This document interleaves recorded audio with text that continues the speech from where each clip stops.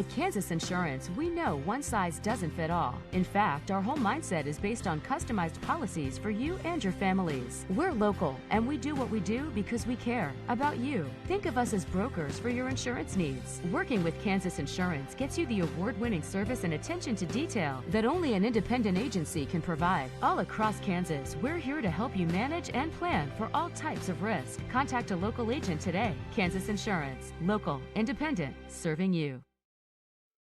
At Fort Scott Community College, we understand that a scary part of figuring out your future isn't only answering the question, what should I do, but where do I belong? Maybe you belong here, preparing for a career in healthcare as part of Fort Scott Community College's nursing program.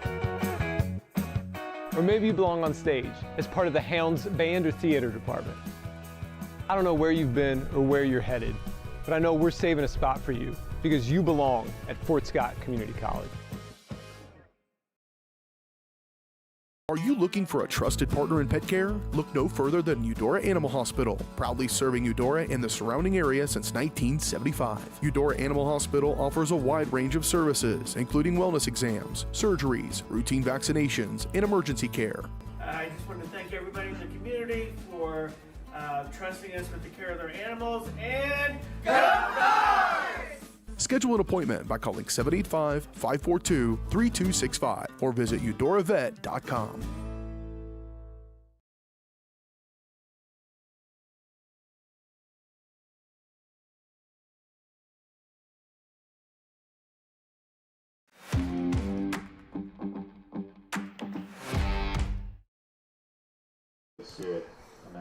Hello everybody and welcome in here on the Fort Scott Community College pregame show. It's good to be back in the middle of an invocation here, so give me 1 second before we get going here on the pregame. Bless and protect these young men as they compete in this game. Keep them from injury and help them to play for the glory of your name. Graciously give to all of us gathered here an abundance of your grace, so that pursuing you in all things and above all things, we may win the imperishable crown, awaiting us in your kingdom where you live and reign forever and ever. Amen. Our Lady, Queen of Victory, pray for us. Please remain standing for the playing of our national All right, we're getting into the national anthem here. Under the direction of Mia Strickland. Just going to get a shot of the flag.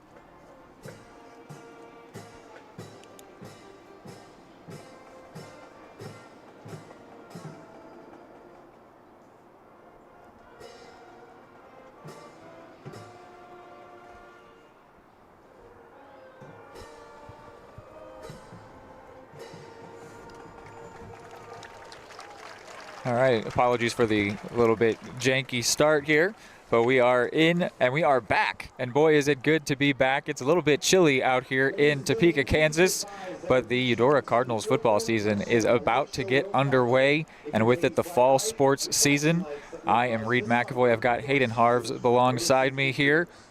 So we are about to get into, they're going to get into starting lineups, but we will actually bring that to you ourselves. We're going to go ahead and go to one more ad break, and when we're back, we will bring some extra analysis before we get to kickoff. Charlie was born at LMH. We had a great team of nurses. Not only did they check in on us regularly, they always asked if we had questions, always made sure that we understood what was going on. I cannot say enough wonderful things about the labor and delivery, family birthing, and mother baby care team at LMH Health. We had to put our entire trust into their hands, and just everyone was so friendly and so supportive. For the best care for your pet, choose DeSoto Veterinary Clinic. Dr. Matt Fair and his team are dedicated to providing high-quality medical care with compassion and a personal touch. They treat every pet as their own, ensuring they receive the attention and respect they deserve. For routine checkups, testing, vaccinations, chiropractic and acupuncture care, or surgical services, you can trust Dr. Fair and his team at DeSoto Veterinary Clinic. Call 913-585-1115 to schedule an appointment today or visit DeSotoVetClinic.com. At Fort Scott Community College, we understand that a scary part of figuring out your future isn't only answering the question, what should I do, but where do I belong? Maybe you belong here as part of Fort Scott Community College's John Deere Tech program. Maybe you belong here as part of the perennial playoff-bound Greyhound baseball team. I don't know where you've been or where you're headed, but I know we're saving a spot for you because you belong at Fort Scott Community College. At Kansas Insurance, we know one size doesn't fit all. In fact, our whole mindset is based on customized policies for you and your families. We're local, and we do what we do because we care about you. Think of us as brokers for your insurance needs. Working with Kansas Insurance gets you the award-winning service and attention to detail that only an independent agency can provide. All across Kansas, we're here to help you manage and plan for all types of risk.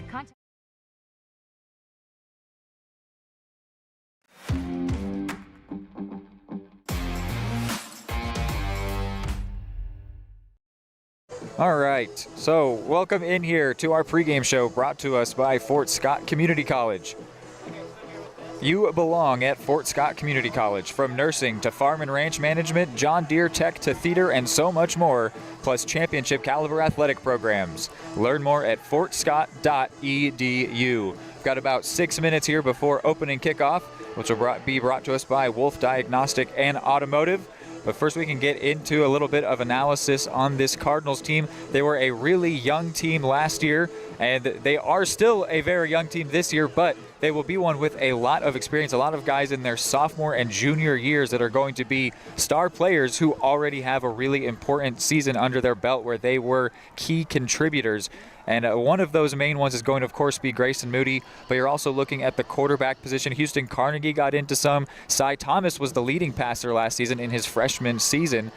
So there are a lot of different guys that have had a lot of experience here. Hayden, what's your analysis on this team and also this matchup individually? Yeah, it's exciting. I mean, looking at the team, first things first, we referenced a lot last year when we were on the air watching this young team play. We just kept talking about how excited we were for what the future years would look like, right? Because so many of not only the players on the roster were so young, but so many of those impact players were so young, right? Des Hubler was so impressive last year, and I believe his freshman season. Grayson Moody, who had to step in early at running back, wasn't planned to be the RB1. He ended up carrying that burden for the majority of the season, and he was phenomenal as a really young player. Cy Thomas, as you said, led the team in passing yards despite not starting all the games. Just really, really impressive with how that team performed last year, regardless of how young they were. Now that they're a little bit older, a little bit more experienced, that's going to be a lot of fun to watch as a lot of those players getting a little more responsibility on Coach Steffen's team as well. Yeah, now comes Hayden here. It is a chilly day here in Topeka at this point. It is currently 61 degrees, which not that bad, but when you're sitting out in it, sitting still like we are, it feels cold at least. I'm sure the players will be feeling very nice though out there. That's good football weather. Yes. It's going to get a little bit colder as the night goes on. Honestly, not too much colder. There isn't rain in the forecast, but it feels like a gloomy day, and there's rain sort of in the area, in the general surrounding metropolitan area. So. Yep. It feels like it could rain, but all the forecasts are telling us it's not going to happen. We will see if it does. We're going to be in some trouble because we're on top of the press box here. You and I are certainly hoping for it to stay dry. Yeah, but it is a gloomy and somewhat chilly day here, and it's going to only, the sun's going to keep going down. It'll set around 7 or 8, and it'll be a nice Friday Night Lights game here, and it is good to have Friday Night Lights back as the Cardinals take on a really strong team here. This is going to be a tough opponent. It was a tough opponent last year. It was 14-0 at halftime, and it felt like the Cardinals were in the game 14-0 to the Wildcats, but the Wildcats ended up pulling away, winning 35-7. We will now pay attention here to the coin toss. Cardinals with a new set of captains here for the year. They've got 4 out there for the coin toss, but they've got more captains this season. Leland Bradshaw, Ethan Winton, Bryce Mulvihill, Braden Marks, Cage Crable, and Colton Bowser are the 6 team captains for the season. Yeah, we were looking back at this matchup last year too. As you said, it ended up being a 35-7 win for the Wildcats. It was one of those games where you mentioned it just felt like conditioning. There was a difference there as the game went on. Just felt like the Wildcats had their form early in the first quarter, and they were more or less the exact same team come the fourth. Just a bruising style of running the ball, good stout defense. They were able to move the ball through the air when needed, and it was just tough on the Cards. You could tell they were in it. It was competitive and almost sluggish in the first half. Once that second half started, Hayden really kind of took the top off the defense and were able to stretch that game out quite a bit. But I don't think the score necessarily tells the whole story. As you said, it was a relatively competitive game through the first half, and a couple of little errors from the Cards on offense, giving away possessions, just kind of handed that game away. And you know, Coach Stefan is not one to forget performances like that from his roster, so look forward to seeing how that turns around today. So the Cardinals won the toss and elected to defer. They will be kicking off to the Wildcats, and they will also be going left to right. The Wildcats going right to left across your screen. I got to talk a bit with Coach Stefan before this matchup and talked to him about the preseason preparations as well as this matchup in particular. First thing I asked him, how ready is your team to take on this new season of football? He said that he feels like they had a really good summer in the weight room, and he's excited that they're bringing back 9 to 10 starters on each side of the ball. The kids knew the expectations and excitement for this season. He says they did a great job in the weight room 7v7 and competed against some good programs for padded camps against Washburn Rural, Olathe Northwest, St. James, and Baser Linwood. So those are the different preparations that they've done.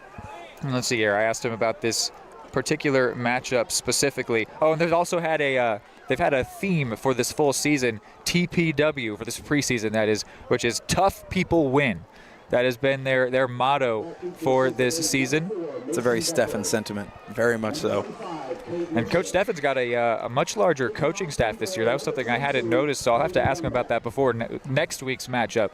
But he's got a lot of new people helping him out, leading this group.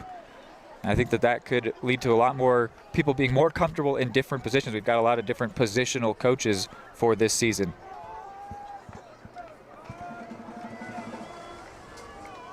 I asked him what he likes about starting the season off against such a tough opponent, as they have started now 2 seasons off against the Wildcats. He said, you get to find out who you are really quick. Playing one of the best 3A teams in the state year in, year out makes us better. It's why Ohio State play Texas, LSU, and Clemson, etc. play each other every year. Yep. So it's going to be Moody to get us going. And he will kick it off, and whistles are going to blow here. Looks like Cardinals may have been offside on the kick, so a bit of a balk here at the start of the season. That opening kickoff that will eventually happen will be brought to us by Wolf Diagnostic and Automotive. Since 2005, Wolf Diagnostic and Automotive have been keeping Eudora moving. Find them at 208 East Street. From tune-ups to major repairs, they service all makes and models with honesty and care. Call 785-542-5152 today, and Wolf Diagnostic will get you back on the road quickly. So the Cardinals have to back up here a bit. They'll now be kicking off from the 35 rather than the 40, as there was an offside on the opening kickoff of the season. Oh, excuse me, it's not Moody wearing 22. Hayden, good call there. This is Cade Dunback, who's taken over Moody's jersey number last year. Moody did a lot of the kickoff duty, but this is Dunback in number 22. And it's going to be a big return here for the Wildcats. He's going to go. This is Cade Mitchell. Kicker is the only one that's going to get him, and he's going to bring it down. Dunback. Wow. Makes a big stop there, but the Wildcats are already inside the 10-yard line. Cade Mitchell, the senior, with a huge return. Man, what a way to start off your season. Coach Stefan said you find out who you are really quick. What an explosive start for the Wildcats right there. Brings them right down close to right down in the close half of the red zone to start their drive, essentially. And what an effort by the kicker there. Yeah, to be able to bring him down. I'm interested to know what happened there. It was just the coverage never really got into position. And so now it's 1st and 10 here for the Wildcats at the 10. They give to Mitchell, who just had the big return, and he will be brought down after a gain of maybe 2. Yeah, it wasn't going anywhere there. Line of scrimmage, I think, is going to be really big today, going back to that matchup last year. Elijah Klobes made the tackle. That's one thing I kept noticing watching that game back and forth. Just felt like the line of scrimmage battle was very one-sided in favor of the Wildcats. games are won and lost at this level in the trenches. So it looks like this is an and goal situation. Another gift to Mitchell, and he's going to be brought down in the backfield. Number 25, Cade Mitchell on the play. Was that? It was Elijah Klobes again, making the first 2 tackles of this game. And Mitchell has touched the ball on all 3 plays. Wildcats relying on their senior here, and it's now 3rd and goal from the 11. And we talk about the trenches winning or losing some games and it being one-sided in the last affair. So far, starting out their 2 snaps, one-sided in this one too, just the other way around. They're going to go 4 wide here, looking to pass with the quarterback Connor Hanukkah. In motion is Mitchell. Hanukkah looks to his right. Now a back across the middle. Runs to his left. Throws. It's caught. He's short. And he goes down. So there will be 4th and goal here for the Wildcats. They're going to have a decision to make. The reception was Xander Blazing, another senior. Sure looks like Hanukkah wants to go for it here. Schreiner makes the tackle. They're inside the 5. It looks like they're at the 3. They were able to complete the pass, but Blazing couldn't turn around. And they are seemingly going to go for this here early. Why not, I suppose? I mean, so early on in this game, really trying to set the tone, but the Cardinals defense have a chance to do that if they can make a stop. Absolutely. Another 4-wide formation here. Mitchell with the motion. Hanukkah looks to his left, throws quickly, caught, touchdown. On 4th down, the Wildcats get into the end zone. It only took them 2 minutes of playtime, and the Wildcats have the lead here at home. Yeah, the fast start is big there. That's a team that expects to score on their opening drives regardless, and with field position like that, you've got to expect that's going to be the outcome. But man, a really impressive 2 snaps there on defense from the Cards. Those empty sets by the offense can make it really tough to keep things condensed. They're spreading things out, making it really tough on those defensive backs. Good job to get the touchdown there, but Eudora showing a lot of fight early on in the trenches here. It's a sophomore, Andrew Lee, that made the touchdown reception, and now Mason Becker lines up for the kick and does get it through. So 7-0 is our score. Quickly here, the Wildcats lead. We will go to a break here and be right back. Are you looking for a trusted partner in pet care? Look no further than Eudora Animal Hospital, proudly serving Eudora and the surrounding area since 1975. Eudora Animal Hospital offers a wide range of services, including wellness exams, surgeries, routine vaccinations, and emergency care. I just want to thank everybody in the community for trusting us with the care of their animals, and go Dogs! Schedule an appointment by calling 785-542-3265 or visit eudoravet.com.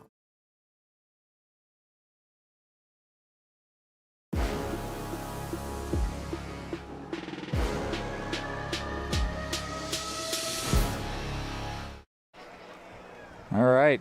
Not sure what's going on with our scoreboard here. See if I can get that fixed for you guys. But it is 7-0 here, the Wildcats leading.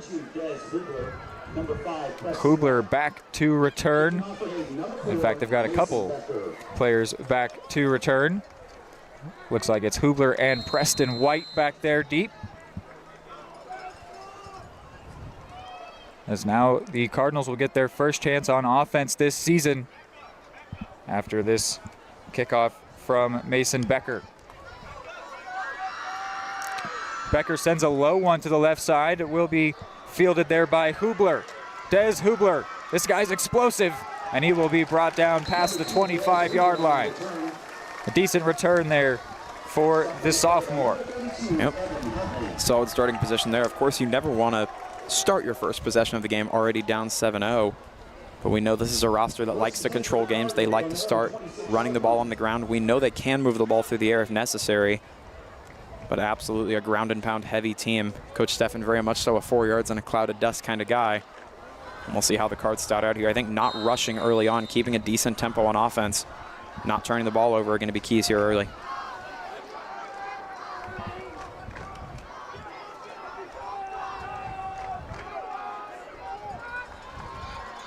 Offense sticking with that flex bone that we saw a lot last year. Carnegie takes the snap, hands it off. And the first down run here will gain a couple.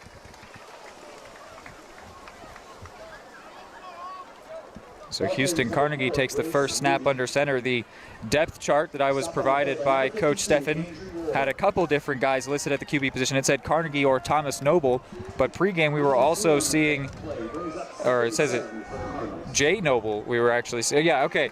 He's saying Carnegie or Thomas or Noble. I see. I'm seeing here. Thomas. So Jay Noble, Houston Carnegie, and Cy Thomas are the 3 different quarterbacks on this roster. And this handoff is going to be quickly shut down at the line.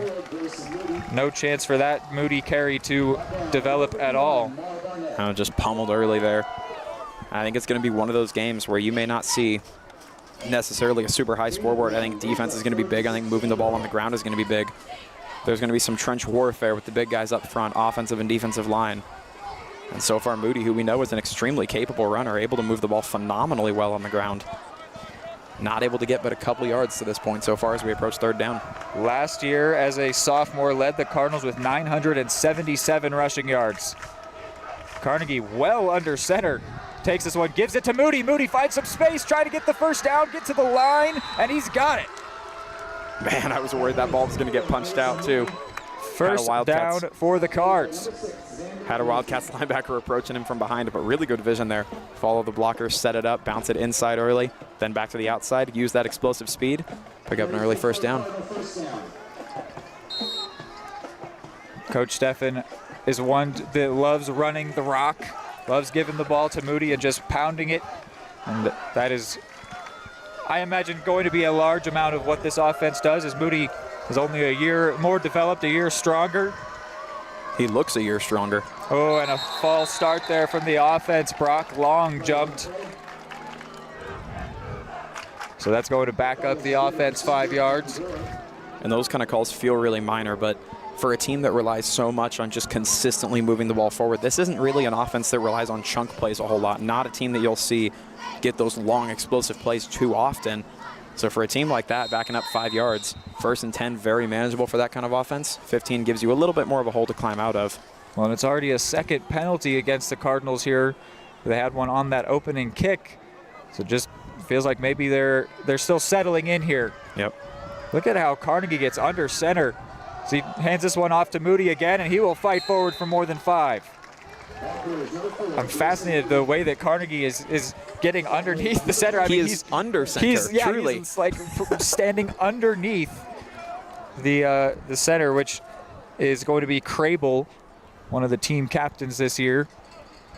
Crable not a small guy at all, so maybe, I don't know. I don't know if it's leverage. I don't know if it's just comfort. You certainly see a lot of different unique styles at all levels of football in terms of how QBs like to take the snap, but it's certainly interesting. Yeah, take a look here. I mean, look at that. He's basically getting the ball by his chest. Carnegie rolls to his left, throws, and he had Bowser in the area, but it will not be complete. Man, at the point of contact, that one gets batted up. That's where everyone in the stadium kind of holds their breath, right?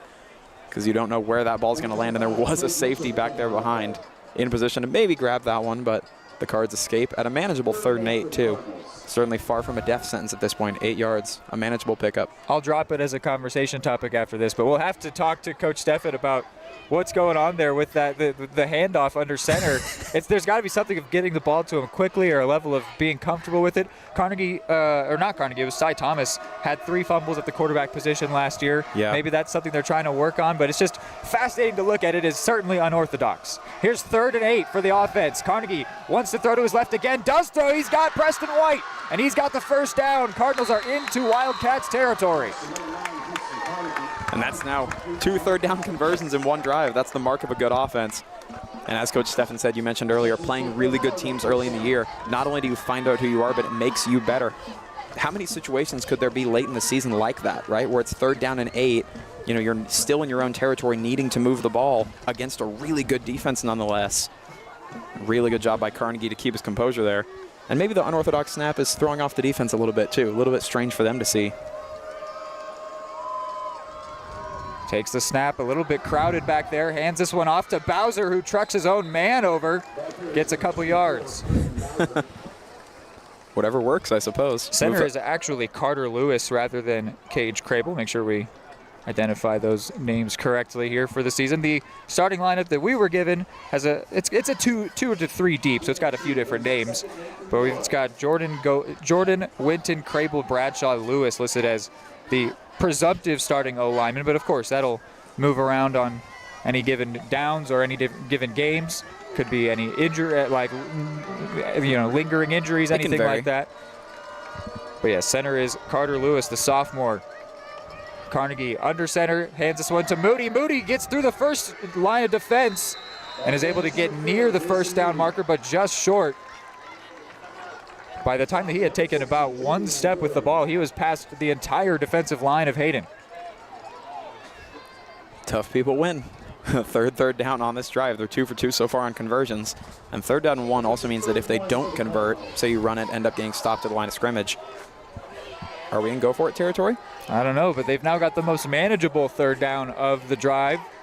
But sometimes that means it can be a little tougher. It gets really crowded when you've got shorter distance to go.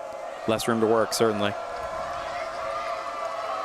Getting loud here now. A couple men in motion, and yeah, Bowser knew that that was going to be a penalty. Seemed like Bowser and Mulvihill both thought that they were supposed to motion, and only one of them was allowed to. So that will make it 3rd and 6. It becomes, from the outset, it seems less manageable, but I think that might actually give 3rd and 6. You got a lot of room, a lot of options if you want to run or pass. Yes. I don't think that you would take it over 3rd and 1, but it's really not the worst thing. Although it is the 3rd penalty now against the Cardinals, all procedural. I mean, you consider 3rd down distances. We are still very much so in the realm of manageable here, and a lot of options, as you said. Now just in motion is the captain, Mulvihill. Give to Moody, makes the first man miss, second man miss. Crawling across the ground, the whistles blew, but felt early to me. Back judge maybe saw him go down earlier than it might have seemed from the bird's eye view. Yeah, but Moody. Either way, he's short, and it will be 4th down. 4th and short. Carnegie looking over. Seems he wants to stay out on the field. Offense already gearing up for it. Play call received there. Yeah, the offense are planning to go for this. The Wildcats team trying to encourage this home crowd to get loud here in the capital of Kansas. Man, if they get this, what a way for Moody to fight for those extra yards there. He got met at the line of scrimmage. Brings it back to just 4th and 2. The short distance down here. Bowser in motion. Carnegie gives to Moody. Moody's got the first. He's still going. He will be wrapped up and brought down at the 31-yard line. Cardinals with another late down conversion. And that just proves more and more to the defense, right? You're not only looking over at the Hayden sideline, but also proving to yourself as players, we can be comfortable in these situations. We don't have to see 3rd down and medium and be discouraged by that and think that the drive is over. They're showing a lot of fight to this point in the day, and not only that, but this bruising running style of just moving the ball methodically. That wears on a defense in a way that you will see much more so in the 3rd and 4th quarter than we might early on. Preston White is the lone wide receiver. Everyone else tight in the flexbone formation. Bowser in motion, the give to Moody. Moody with a head of steam, and he's brought down after a pickup of 5. Another time where the second he had the ball, it felt like he was already getting past a lot of potential tacklers. Yeah. Just moving really, really quickly and strong off the ball. It is impressive. He looks, I may be deceiving, different jersey, number 2. He looks significantly bigger to me than he did right. last year. But also, he's got the elusiveness still. He didn't lose that kind of slippery nature to his run game that he had last year. It's really impressive and certainly not fun for a linebacker on the other side to look at. Moody steps out for Keelan Duncan, another name we came very familiar with last year. His freshman year, he put up 335 yards. He will get the toss. Duncan with those signature yellow gloves. Looks like he's got a 1st down. And he was a ball of energy last season, I tell you what. He had, quick. If I recall, some big 3rd down catches too, some miraculous plays he had. And then during the basketball season, we got to see him as almost a bench warmer a lot of the time, and he was just pure energy to the entire team.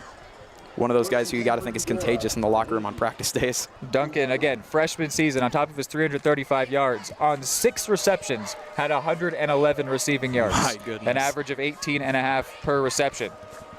An average of 18.5. There are receivers who would kill for that stat.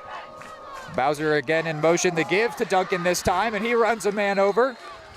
Pick up a 6 or 7 there for the sophomore. Something about a younger roster, too, I suppose. They all look bigger. Everyone looks a little bit stronger, a little bit more conditioned. As Moody will check back in here. And the temperature out on the field's got to feel great for these guys, as it's a little bit chilly for us. We mentioned last year it is significantly warmer out on the field than it is for us up here. They say it's about 20 degrees warmer when you're doing physical activity. Short sleeves all across the board. I like the hood that Moody has. Yep. Reminds me of James Jones, an old Packers receiver that did that. I think it's not allowed anymore in the NFL. Horse collar tackles. But Moody's got the hoodie sticking out of the back of the top of his jerseys. He's going to get the give here under center, and he ran straight into a defensive lineman. Couldn't go anywhere that time. It's the good thing about getting positive yards on first down, though. They had a really good first down setup, second down and short. Even though you didn't really go anywhere, still third down and very manageable. Just 3 yards to go here in the red zone, knocking on the door, trying to answer. And we're coming up on the end of the first quarter. This has been a long drive and a long hold of possession for the Cards here on their opening drive. Helmet got popped off of senior Rondell Harris, so he has to take a snap out, as it will be 3rd and 3 here for the Cards.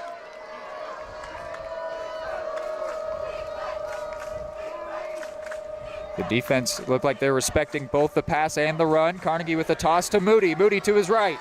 And he jumps forward towards the line to gain. Did he get there?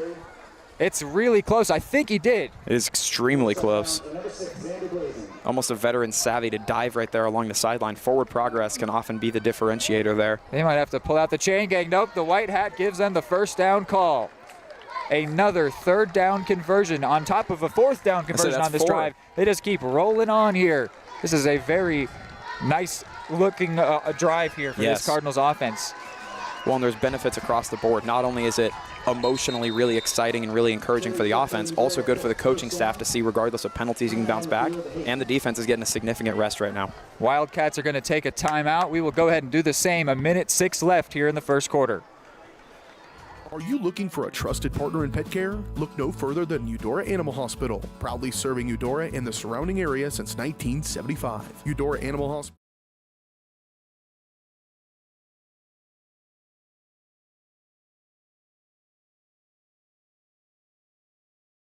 Are you looking for a trusted partner? Charlie was born at LMH. We had a great team of nurses. Not only did they check in on us regularly, they always asked if we had questions, always made sure that we understood what was going on. I cannot say enough wonderful things about the labor and delivery, family birthing, and mother baby care team at LMH Health. We had to put our entire trust into their hands, and just everyone was so friendly and so supportive. Everybody can make something.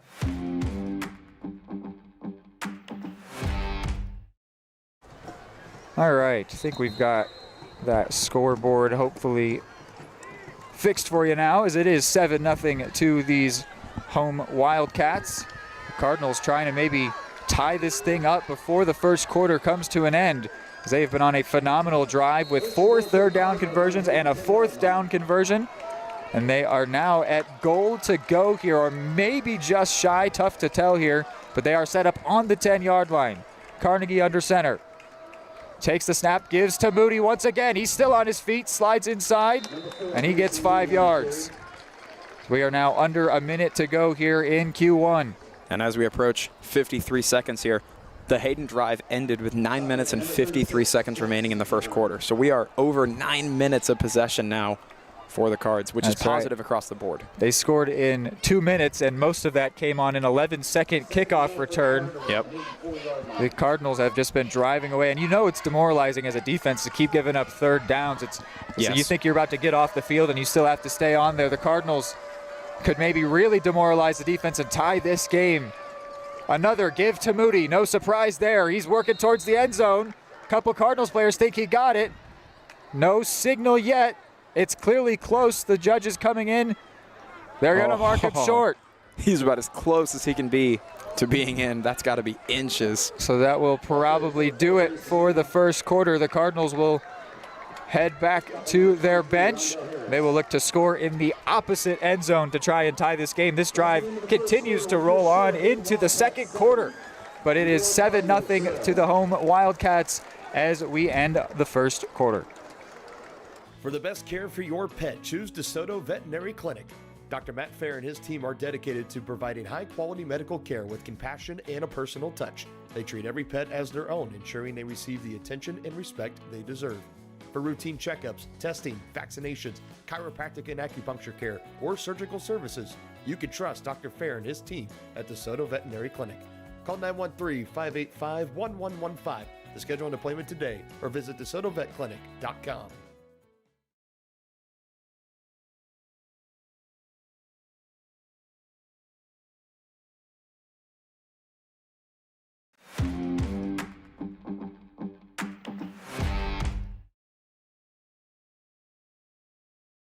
All right, second quarter action here as the Cardinals head down towards the opposite end zone where they will attempt to score. Hayden, what do you make of this drive so far? This is really, really impressive. I don't know exactly what I was expecting to see out of the Cards at this point, but just considering how last season's matchup went and I don't know, just how, considering the environment we were in, I didn't necessarily expect the Cards to look this good this early. And of course, it's early in the game, a lot of ball left to be played. But this early methodical drive, I would rather score this way than score on a two-play drive, in all honesty. Here is the 3rd and goal. Carnegie's going to take it himself, and he's going to get in. A touchdown for the Cardinals. Houston Carnegie, with a bit of a tush-push there, dare I say, gets into the end zone to make it 7-6. Gotta love that. And the deception, too. It's been a whole drive of Grayson Moody, Keelan Duncan, Grayson Moody. The defense, that's the only thing they were thinking. I mean, it's hard to focus on a whole lot of anything else.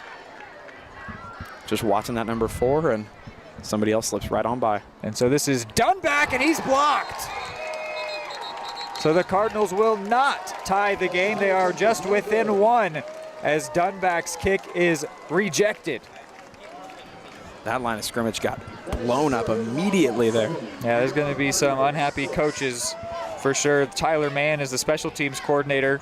He won't be happy with the way that the line protected there, but there will also be a lot of happy people on that sideline. Don't let it get bogged down by a missed or a blocked PAT.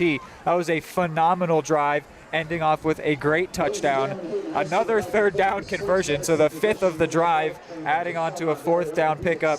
That was really, really good, and honestly, I don't know if we saw a drive like that all last year. I think the Cardinals really relied on the big play a lot more last year. Absolutely. And this was just trusting in Moody. I mean, we did see them trust in Moody a lot, but eventually something would give or something would have to happen, or Moody or Duncan would break one away. But this was methodical. This was taking chances. This was domination from the Cardinals offense, and they are within 1 in this game. Yeah, I think that's a good point to highlight to. I don't know if we saw a single drive like that the entirety of last season. Again, Spring Hill, they had some good drives. Ottawa, they had some really good possessions, but that's pure control. And early on, especially when you're trying to set a tone, there's not a whole lot better than an offense can do than to go out and take up almost an entire quarter's worth of runtime on one drive that ends up in a score.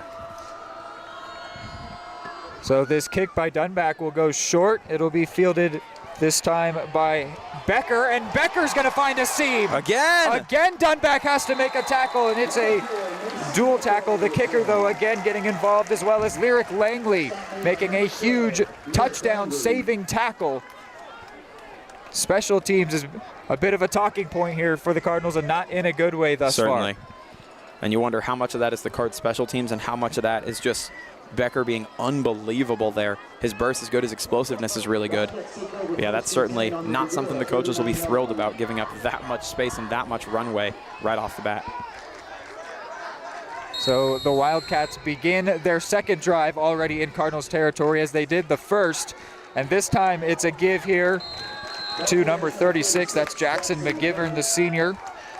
Stop made by number 50, Braden Marks. Marks in on the tackle, another one of the team captains this year for the Cards. Brings up 2nd free for the Wildcats. Yeah, just keep going back to that kick and the field position it provides. I mean, in a game like this, as tight as it is, as competitive as this game is looking early on, things like that, being able to give up that much field position and get that much free field position if you're Hayden, that's the kind of thing that could come up really big later on.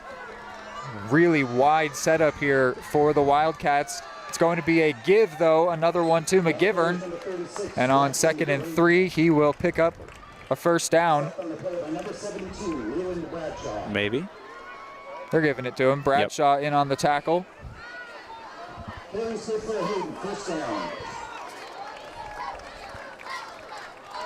Cardinals defense was not comfortable with how wide the Wildcats set up there. And then it ended up being a give anyway, but that just means that that just means that later on, if they do pass out of that formation, that it could maybe even catch the defense off guard.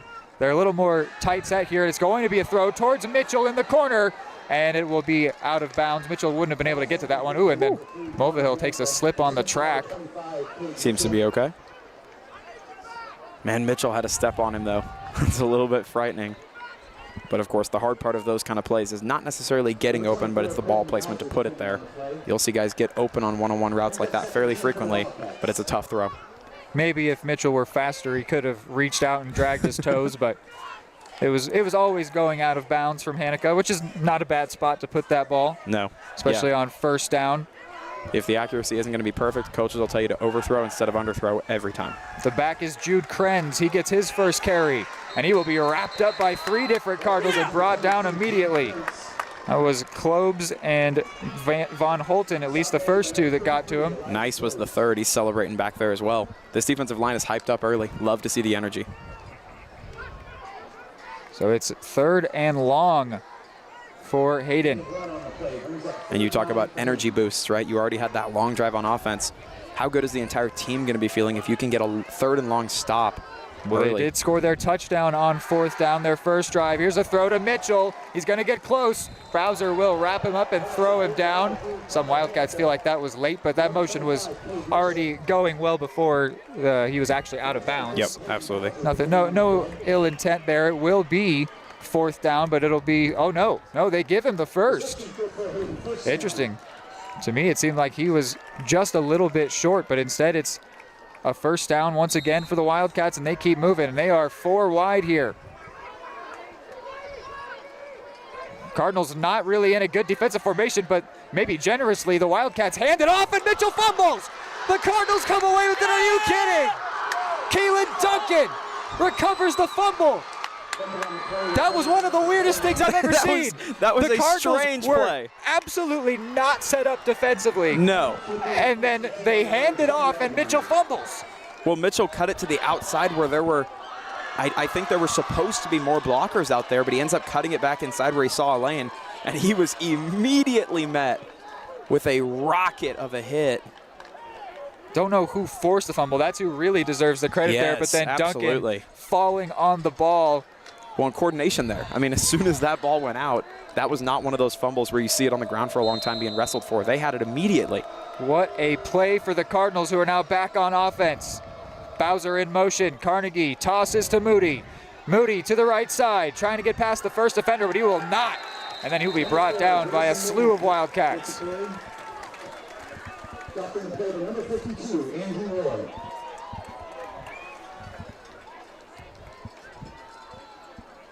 It's going to be 2nd and 11. Brings up 2nd and 11 for the Cardinals. Getting it back for you. Moody was going to the right side there. I think it was Andrew Lee out there that just was able to break it down, not let him get past, and then his teammates caught up and brought Moody down in the backfield. 2nd and 11 here for the Cards. Still that same flex bone set. This time Mulvihill's the motion man. Take here for Moody, and he won't get anywhere this time either. Maybe got the yard back that he lost on the previous one, but it's going to be 3rd and long. Yep, good job by the Wildcats defense here. To their credit, to rally when you give up a possession like that, the defense is going to be a little bit motivated to do all they can to prevent that from turning into something more. Well, now it's time for the Cardinals to switch things up, I would think. I understand that Moody is the option one, and he's the great option, but the Wildcats are privy to the fact that that's the MO for the Cards. So do something different. Throw the ball. Let's see Preston White get involved here. 3rd and 10. What do the Cardinals offense have up their sleeve? Motion is Mulvihill. And it will be a throw. Rolling to his left, under pressure, and Carnegie will just have to throw it away at the feet of Moody. Carnegie comes up a little bit shaken up after that one, as the Cardinals will have to punt away, but they will feel pretty good about the fact that they get to do that as long as they can cover well on it. Yep. Because they were under some real pressure when the Wildcats had the ball on offense. Worth noting, Mitchell looks to be back to receive the punt instead of Becker. Mitchell had that opening kickoff return, went really far.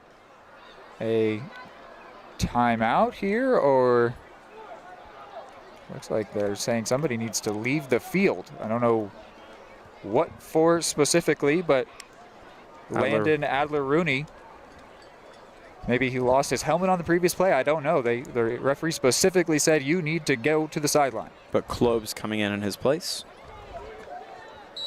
Interesting. This is Kane Wiley, the junior. And it's a decent punt. Goes into Wildcats territory. Inside the 50, he caught it. Now is to the 40, the 30.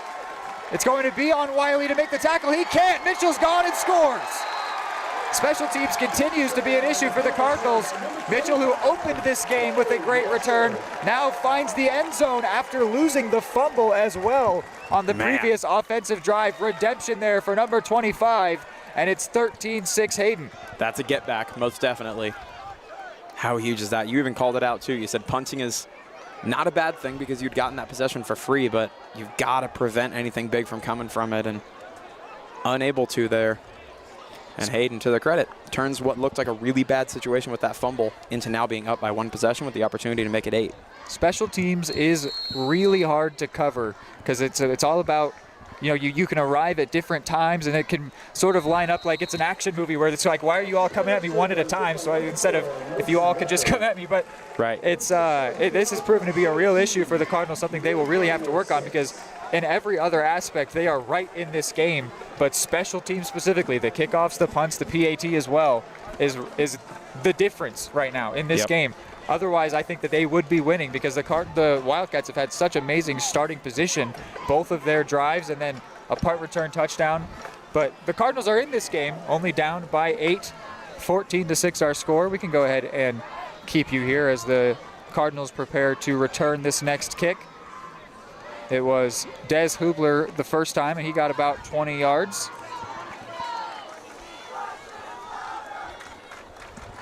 They've got exactly 8 minutes left in the half where the Cardinals will try and drive down. They'll have to move at a bit of a faster pace than they did on their first drive. Just a little bit. It took them about 10 minutes to score that touchdown, their opening touchdown of the season. But you also may have to change things up a little bit. Of course, we still expect Moody to be the plan A, but they were much more privy to the fact that he was getting the ball on that most recent possession. There wasn't any of that effect where after taking one step, he was beyond the defensive line to see if they can recreate that this time. This kick goes much deeper than the first. Hubler will let that one go into the end zone for a touchback. Yeah, I think it's going to be really significant to see how this drive starts because I think the main culprit of why Moody looked so much less effective on that last drive was the fact that you immediately had a negative play. That's so massive in terms of what you can do on offense and what your plans are. If you start first down with a 3 or 4 yard carry, you've got a whole playbook opened up for you on what you can do on second and third down. If you start by going backwards right away, all of a sudden your options get condensed so much tighter, and now you're almost playing to preserve field position instead of to move forward. So these first couple of downs, I assume carries, but first couple of downs be really significant to tell what kind of tone and what kind of pace the Cards are going to have on this coming drive.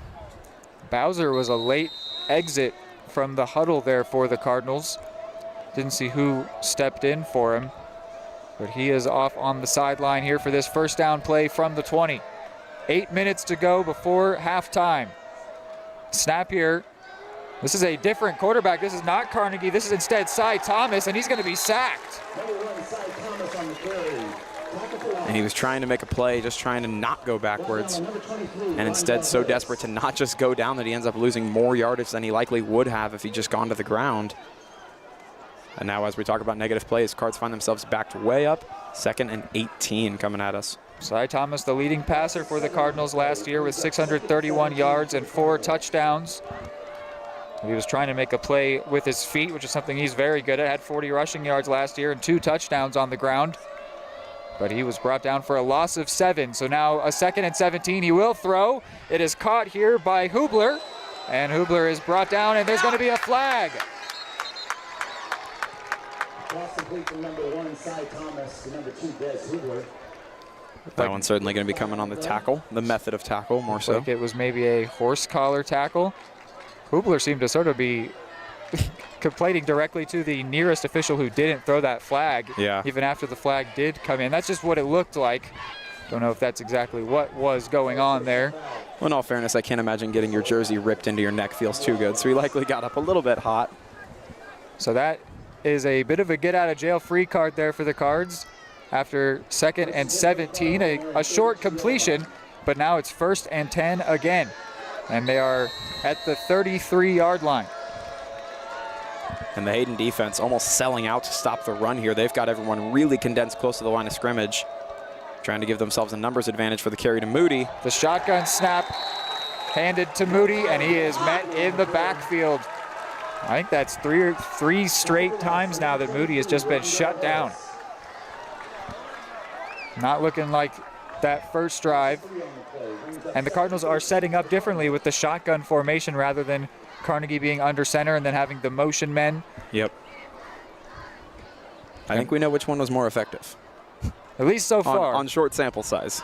But I bet that the involvement of Thomas here, one is because of his legs. Yes. And two, they're probably going to need to throw the ball a bit going forward in this game and also specifically on this drive with a little less time. Thomas does look to throw, and he's going for Hubler, and Hubler couldn't catch it, and it's intercepted. Off the chest of Des Hubler. He's incensed at himself as it's brought in by Logan Sines, another senior. We talked about the young Cardinals team. This is a Hayden team built of so many seniors, so much experience on this side. And Hubler just doing something a lot of wide receiver coaches hate and can't. They don't want you to try and bring it in against your chest. Hubler was just trying to do his best to make a play there, and it bounces off, and an opportunistic defensive play there as Sines brings in the interception. Well, at the same time, you see precisely what Stephen wanted from Cy Thomas. He had a little bit of time, delivered a really good ball. Those little errors make a big difference here. And now a big pass all by himself, and he's going to catch it. That's Mason Becker. He reeled that one in one-handed, too, I believe. It took one play, and the Wildcats now have 20 on the Cards. That is a demoralizing 2 plays right there. He just went on a post route, the junior Mason Becker, and he could not be caught. He made a great catch as well. Yeah. Man, feels like the last one. Just sequence of events, a couple of plays unfolding in such rapid succession that just flips this game on its head. And just like that, Cards find themselves from very much so on the front foot, feeling like they're right in this thing. It's now a little ways out of the mix, maybe. The PAT is good, so the score is 21-6. The Cardinals just a few minutes ago felt like they were right in this, and they still are. But it's the score looks very different now. It's a 1-play touchdown for the Wildcats following an interception. 21-6 our score. Are you looking for a trusted partner in pet care? Look no further than Eudora Animal Hospital, proudly serving Eudora and the surrounding area since 1975. Eudora Animal Hospital offers a wide range of services, including wellness exams, surgeries, routine vaccinations, and emergency care. I just want to thank everybody in the community for trusting us with the care of their animals, and go Cards! Schedule an appointment by calling 785-542-3265 or visit eudoravet.com. Hubler and White deep to return as the touchdown scorer Mason Becker prepares to kick this one away. His first kickoff was a bouncier squib kick that was returned by Hubler, then his most recent one went into the end zone for a touchback. 6:05 on the clock.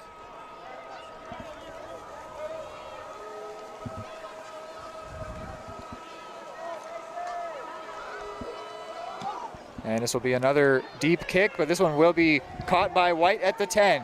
Now to the 20, going to his outside.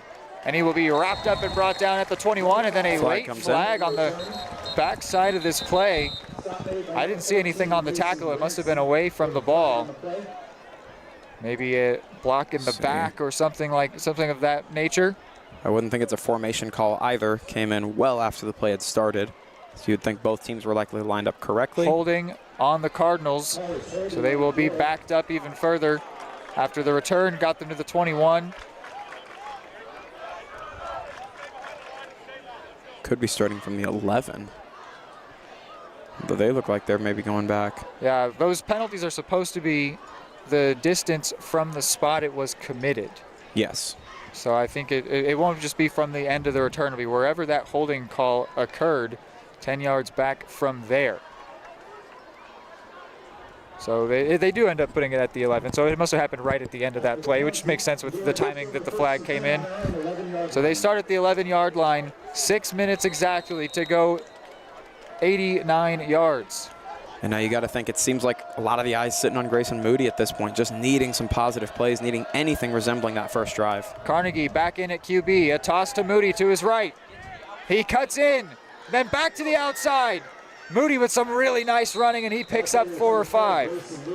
It's about 20 yards of lateral running to pick up 5 yards, but it is positive. It is a little closer resemblance to what we saw early on there as we're closer to that original formation from the first drive. Yeah, he was trying to find that edge, and then a nice spin back inside, and then again trying to find the edge. He also had the motion man there, Bowser, to block with him. So now with the ball spotted on the right side of the field, there's more room to the left. See if that affects things for this 2nd and 6 play call. Carnegie under center. He will hand it off to Bowser. Bowser to the right side, puts his head down and gets a first, but a flag comes in. Really impressive run by Bowser there. Gets to the outside and turned on the burners. Truly got them right up to the line to gain. We'll await the call here. Cards starting to move back Yeah, now. it looks like the Cardinals are backing up. There was a lot of commotion right at the point of the snap. So you're thinking perhaps a hold or somebody in the back.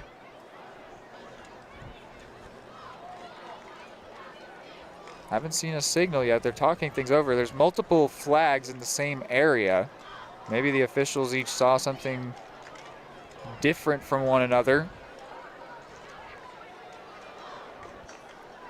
I don't know if we've seen a signal, but the ball is going the wrong direction for the Cardinals. Waiting to see where they spot the ball. Had it on the 15. I don't know if we ever got an actual official signal, but they went back halfway, so I would think half the distance when you're within those 20 yards. Might have been another holding call on the Cards. So a long 2nd down here. Carnegie again under center. This time he rolls to his left. He wants to throw. He's under pressure from McGivern, and he will just throw it away. It was in the area of Mulvihill. McGivern putting a lot of pressure on him to make him uncomfortable. Toss that one away, avoid giving up a safety. And for a right-handed QB, when the snap runs you to the left like that, for a right-handed QB flowing to his left with pressure in his face, that's just a near impossible throw to make off platform. And we've seen that now twice where clearly wanted to get rid of the ball, Houston Carnegie did, but it's just an extremely tough platform to do so. So 3rd and 13 with 5 to go before the halftime break. Carnegie again under center. Will he look to throw here on the longer down? He will. Looking towards White. He just throws it without even maybe seeing him, and it's going to be dropped. It should not have been. That's Logan Sines. He should have had a pick 6 and an easy one, but he could not bring it in, and that's a let-off there for the Cards. Yeah, that's a gift given for sure. But again, 4th and 13, so now you're punting again to this special teams unit for the Wildcats that is either extremely dangerous or just the Cards been struggling a little bit. I didn't quite like that play. I mean, I understand you want to throw the ball, but Carnegie just threw it without even seeing White. And you know that he's over there, but the fact that it almost resulted in an interception, that's kind of what's going to happen on a play like that if you're not looking where you're throwing. This punt goes to the right side. Mitchell buffs it. He buffs it. Duncan puts him under pressure. And a positive defensive special teams play for the Cardinals finally comes as the Wildcats will start at the 45-yard line. And that may be one of the first drives today where the Wildcats have started in their own territory. Yes, the only other one was the previous drive, which was a one-play touchdown for more than 50 yards. Yep. Yeah, I see what you mean with that play call, too. Just, you wouldn't know you want to throw the ball. It's also isolated. Execution. Yes, it's so isolated to just one player when you've got multiple Wildcats over there. just makes it so tough and so precise. But you're also in a tough position where you have to be precise. Yeah, I think the idea is good, just but throwing it without looking. As rolling to his right, he wants to throw. Hanukkah with another big toss. Mitchell can't get it. It falls between his hands. The same style of play that they did last time they were in their own territory, trying to attack the Cardinals over the top. Yep. And honestly, Mitchell found that separation. He just couldn't bring it in. Yep.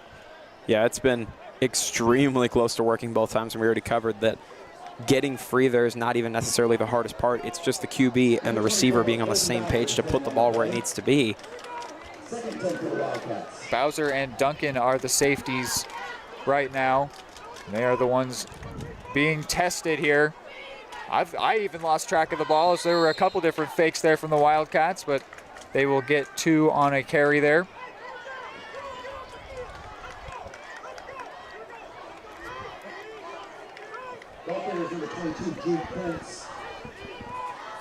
Carry went to Jude Krenz, the senior. It's going to be a 3rd down here. 3rd and pretty medium distance too. So not only does it give the Wildcats a handful of options, kind of discourages them from trying to run the ball, but also gives the Cards a lot of opportunity for how they want to attack this defensively. Wildcats going to set out wide. In motion is Mitchell. Hanukkah looking to throw. Becker has some separation, and he's got it. Another big toss, and it is a big completion for the Wildcats. They are inside the red zone. Elijah Klob's just put in a bad spot there. I mean, that's really good offensive play calling. Move all your receivers out to where pretty much everyone is on an island, isolated with a one-on-one matchup, and you just hit your fastest guys, right? You find the guy who you think has the best matchup to get a step on the defender, and Klob is the unlucky man there. So a 1st and 10 and 4 wide here. But it's going to be a give to Mitchell. This is the same play he lost the ball on earlier. The Cardinals, specifically Keelan Duncan, tried to make it a play for the ball as Mitchell's wrapped up after a pickup of 4.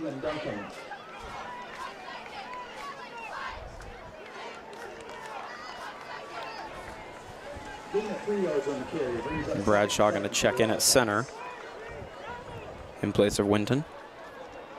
D-tackle. D-tackle, I'm sorry. They're on defense, not on offense. This game, I mean, there was a point where it was 7-6 and the Cardinals had the ball. It felt like everything was going their way for a moment there, but it has come crashing down as of late, and it might get even worse here with the Wildcats in the red zone. 2nd and 7, a throw to the left side, caught, and a flag comes in as he's going to break a tackle, and he will score. That is Andrew Lee, or rather Mackay Kidd. And it does look like the offense coming back out. That will go against the Wildcats. I just noticed that the Wildcats have 2 5s on their roster. Oh, really? Mackay Kidd is the senior, so I assume he's the actual one we're seeing. So if I have said Andrew Lee any times earlier this broadcast, replace that with Mackay Kidd, as he got into the end zone there, but a flag is going to back up the Wildcats, in fact, all the way out of the red zone.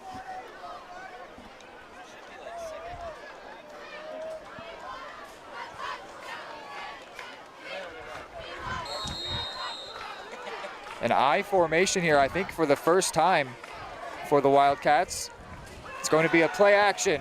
Hanukkah throws to Mitchell. He's got it. Mitchell with the seam, and he will score. Another touchdown for Mitchell. And it's 27-6 here now for the Wildcats. Man, it's crazy how quickly things transpired there. We're not even at halftime yet. And as you said, 7-6 with the ball, the Cards at one point. Just as Coach Steffen said, not only the first drive, but for the whole game. I mean, running with a team like this is extremely difficult because not only do they have the methodical nature to be able to have those long drives like you can, but they also have that explosive power to just ring off a couple touchdowns within a couple minutes. And they'll knock the PAT through there. PAT is good. We will go to a break here with the score 28-6 with just under 3 to go. Are you looking for a trusted partner in pet care? Look no further than Eudora Animal Hospital, proudly serving Eudora and the surrounding area since 1975. Eudora Animal Hospital offers a wide range of services, including wellness exams, surgeries, routine vaccinations, and emergency care. I just want to thank everybody in the community for trusting us with the care of their animals, and go Dogs! Schedule an appointment by calling 785-542-3265 or visit eudoravet.com.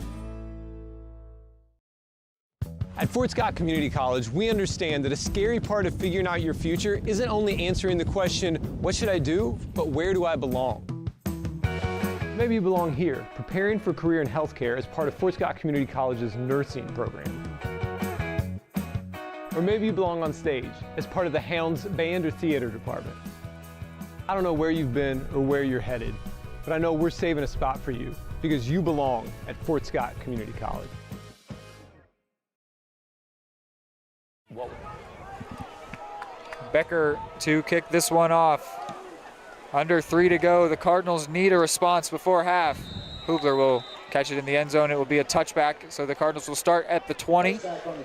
They got to get something back. I mean, with the way this game started, we were looking at this like this is going to be a lot better than last year, and I still feel that way for the rest of this season. Yes. But you're just thinking specifically, this game is going to go a lot better than it did last year. It was 14-0 at halftime last year. It's 28-6 right now. At least the Cardinals have scored, I suppose, but it does not feel like it's going better for them, but they look like a better team at the same time. I don't know how to reconcile that, really. Well, I think it's because 2 of those scores have essentially come on 2 plays. Yeah. I mean, it's just, you know, across the whole game, they do look a lot better. They do look extremely solid. And a good chance at a 2-minute drill here. This is Cy Thomas once again. He will hand it off. Still on his feet, wrestling for more yards there. Goodness. Of course, it's Grayson Moody getting the first carry, picking up 4 yards. I think there's a little bit of frustration building up maybe about not having the effectiveness. He's fighting for those yards, truly. Not a lot of time left for the Cards here. They would need Moody to break one off if they're going to keep running the ball. Could also be just trying to hold on to it. Yeah, just let the half end. Yeah. Could be, but I mean, just you feels gotta like be trying to get points. Yeah. Could really use just something. Even if it were a field goal, it would feel good. It's also a tone setter. 4 yards on first down. Moody does not take this one. Thomas instead. With some nice moves. Thomas still going. He's got a first down and more. He put on a little dance show right there. He was maybe 10 yards past the line of scrimmage and looked up and put his eyes upfield as if he was still in quarterback mode. Really impressive, though. We saw in the basketball season, he's able to move. I mean, truly one of the shiftiest and fastest athletes. Got to think in the whole school of Eudora at this point. And so young still. Some really nice cuts and jukes and jives there to get that first down as we go under 2 to go in the second quarter. This one will be a give to Moody. He's got some space to the left side and a blocker. He gets a block. He's got the first, and he'll get out of bounds, too. Very nicely done by Grayson Moody. Getting out of bounds there is really nice. That'll stop the clock at 1:44. Really, really big. Yeah, and you can see the team is excited back there. Hubler and Moody both a little bit amped up. Got to think the last couple minutes have likely not done the greatest for the morale of the Cards the last few minutes. So seeing them starting to have a little bit of fun back there again. I can't remember if the Cardinals had a first down conversion on first down yet. I don't think they had. I don't think so. That was an 11-yard carry there on 1st and 10. Here's another give to Moody. Why not? Trying to find the seam on the right side, but he will not be able to get past Sander Blazing. Man, Blazing did a phenomenal job. That was truly a textbook tackle. A Moody stiff arm is something that could easily put a defender on the ground and give him plenty of green grass to work with, but Blazing did a really good job to wrap up that arm and bring him down for not only no gain, but negative yardage. Loss of 3 on the play brings up 2nd and 13 for the Cardinals. On the 43-yard line. I think at this point maybe the Cardinals could just look towards the halftime locker room, though they're sort of within, you know, big play territory, but they could also give up one if they try too much for it. So see if they go for any sort of conservative approach here. 2nd and 13, it'll be a screen play to Hubler. Hubler with a bit of room. He's going to try and make his way to the sideline. He will not be allowed to do so. A great tackle by Becker. side, Thomas. This whole Wildcats team is just secure, too. I'm noticing that they're not really missing tackles, not missing assignments very often. Specifically defensively, yes, they are very sound. Which is, you know, that's an impressive sight to see. More so in week 1. I mean, this is when you expect to see teams a little bit sluggish, a little bit out of tune. But nonetheless, Wildcats, especially on defense, as you said, they look incredibly sound and solid out here. We will probably see one last play for the Cardinals. I imagine they have to get one more play off, but maybe not, as Coach Steffen certainly looks Thomas is as staying if he's over ready on the to be sideline. done. I thought there were more than 40 seconds. He's going to call a timeout. That makes more sense. With 9.4 to go. They don't have a play clock in here, but I figured it was running down. He doesn't look very urgent, yeah. Perhaps Coach does know what he's doing. We're just the commentators. So that'll stop 9.4 left on the clock. Yeah, I'm interested what they do here. I mean, that's you know, enough time to complete a huge pass and hope that maybe you can get to the end zone or get out of bounds and kick a field goal. But I don't know. I mean, if you go for a big play and throw a pick, then you have to rely on making a tackle.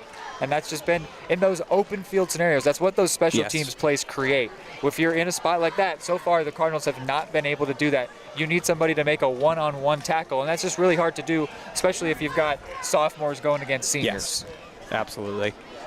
Yeah, if I had to expect, we're probably going to see a run play here to bring it to 4th down most likely, and then just run it out from there, which will give the Cards a chance to go into the locker room. You're not giving up any more points. You're keeping the game within reach still. Well, and I don't know, forgive me, I haven't kept track of Hayden's timeouts.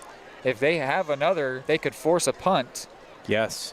Which would be really dangerous. Yeah, I mean, this is a team we've seen today where they don't need a punt and then a play afterwards. A punt alone could give them a score.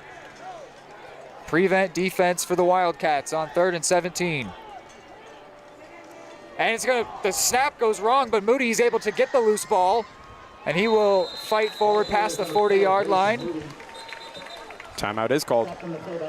So that'll stop the clock with 1.6 to go. Got to imagine that's the Wildcats. I don't know if that was supposed to be a play to Moody. He got in front of the quarterback on his motion, and maybe the snap was sort of mistimed. So the Wildcats did have a timeout remaining, and they will get a punt here unless we want to see some trickery. They've got about 40 yards if they want to just take the snap and run away and then let the half end. Right. Throw it out of bounds. Just hold on to the ball in the pocket. Honestly, I would respect that if they were able to pull that off, but that's a dangerous thing to do. It is. But I don't, is it more dangerous than punting? I don't know. At this point, it doesn't look like it. That does actually seem the more sound strategy. Yeah, I mean, if they were back at the 20 or the 10, it's a lot closer. You would be like, woof, I really don't think you can do that. But you got 40 yards to work with. Yeah, I mean, you really could, as long as they don't like get a intentional grounding. Right. As long as you don't do that, I think it would be fine. Also, like a holding or anything like that. No penalties. 3.5. Oh, they've put more time on the clock. And that's big. 1.6, you could get in the shotgun, hold on to the ball, and then get sacked and be okay. 3.5 is a long time to hold on to the football back there. But it does look like this is an offensive formation here. So the question is, do you hold on? What will the Cardinals do? They've got 2 wide here. I would expect Carnegie to try to hold on to the ball here. Maybe it's a screen. A play fake. Thomas is going to run it.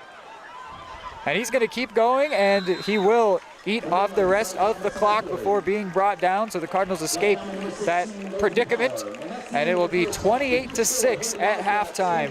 An interesting game, a lot of talking points that we will have on our halftime show when we're back.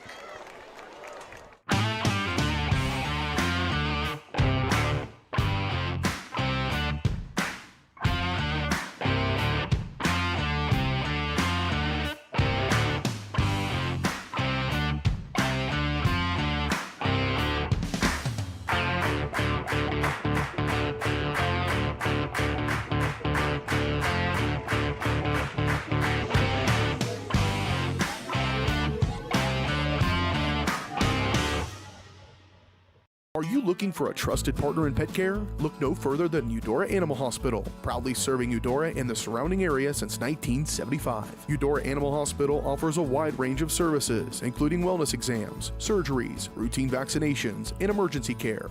I just want to thank everybody in the community community for trusting us with the care of their animals. And go Dogs! Schedule an appointment by calling 785-542-3265 or visit eudoravet.com. At Fort Scott Community College, we understand that a scary part of figuring out your future isn't only answering the question, what should I do, but where do I belong? Maybe you belong here, studying animal science or learning about farm and ranch management.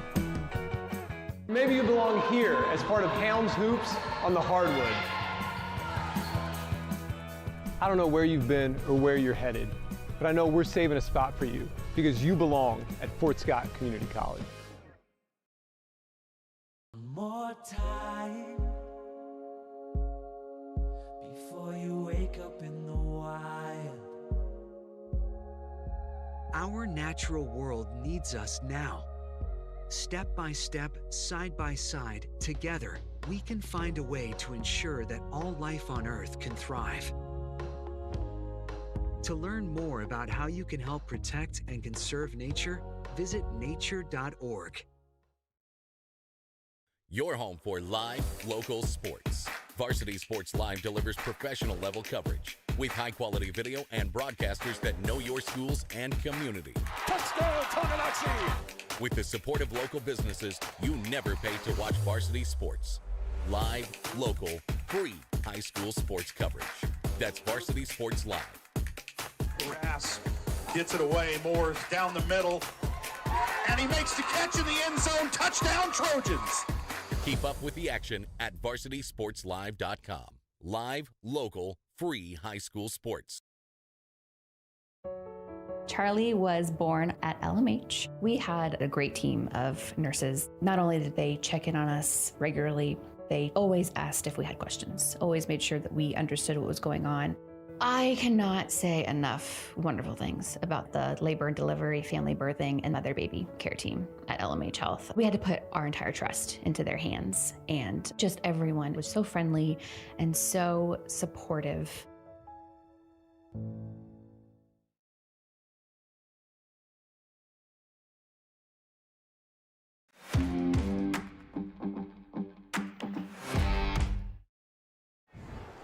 All right, welcome in here to the halftime show, which is brought to us by, the halftime show brought to you by Attic Storage of Eudora.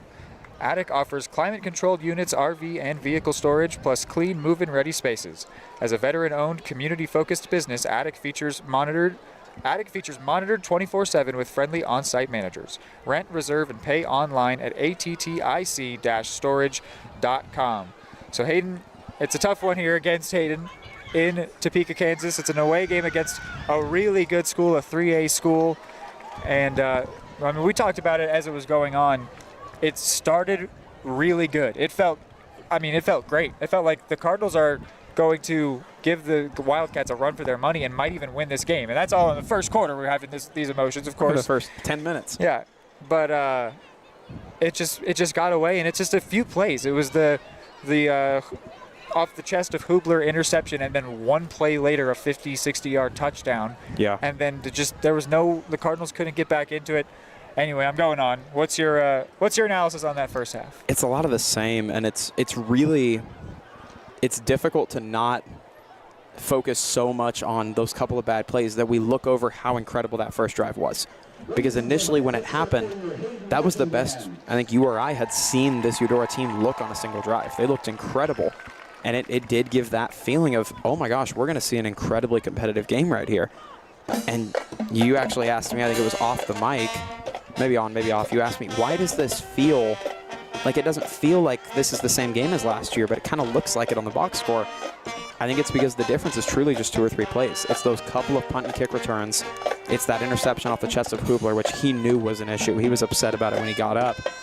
It's just so tough as a team to play that well, have a good drive, feel like you've shown a lot of positive signs, and you look up and you're down by over 20. Yeah, and this is actually, at this point, significantly different to last year's game because we're almost at the final score of that game. It was 35-7. It looks We're sitting worse. at 28-6. Yeah, scoreboard-wise, right. They look worse. I can't remember exactly how everything looked for that first half specifically compared to this one. But, that first drive is that's going to be something that they will be looking at in the film room and saying, do this, do that. Like everything that we just did there is exactly how we want to be as a team this year. Yep. But there's just been a lot of things going wrong, and as a special teams minded person, I'm noticing that the most, and that's hard. Special teams takes open field tackling, guys to make a one-on-one play. Coordination. And when you've got sophomores against seniors or juniors against seniors, that is going to be really, really difficult. But you got to do it.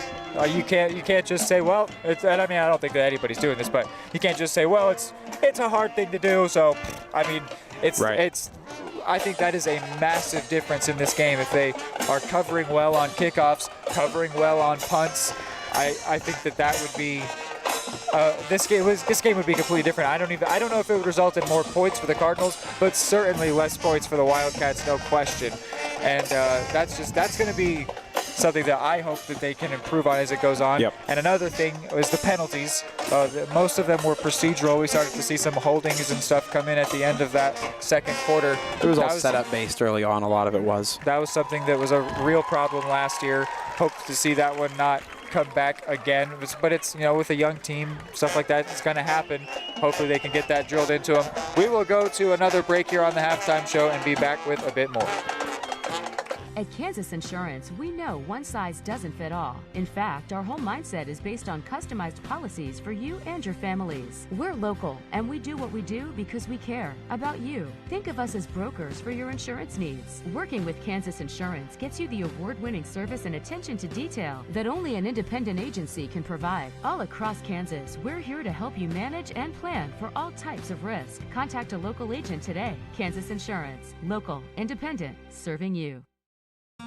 Everybody can make something, because I think everyone has a spark of creativity, and the reason that I have to keep making is because I don't think my life would be as fulfilling without it. If you make things yourself, that means you're not cowering in fear. You're out there taking chances. That, I think, is my way of saying I love you to the world. All right, now I want to hear why you make. Share your own Why I Make story today. Visit whyimake.org.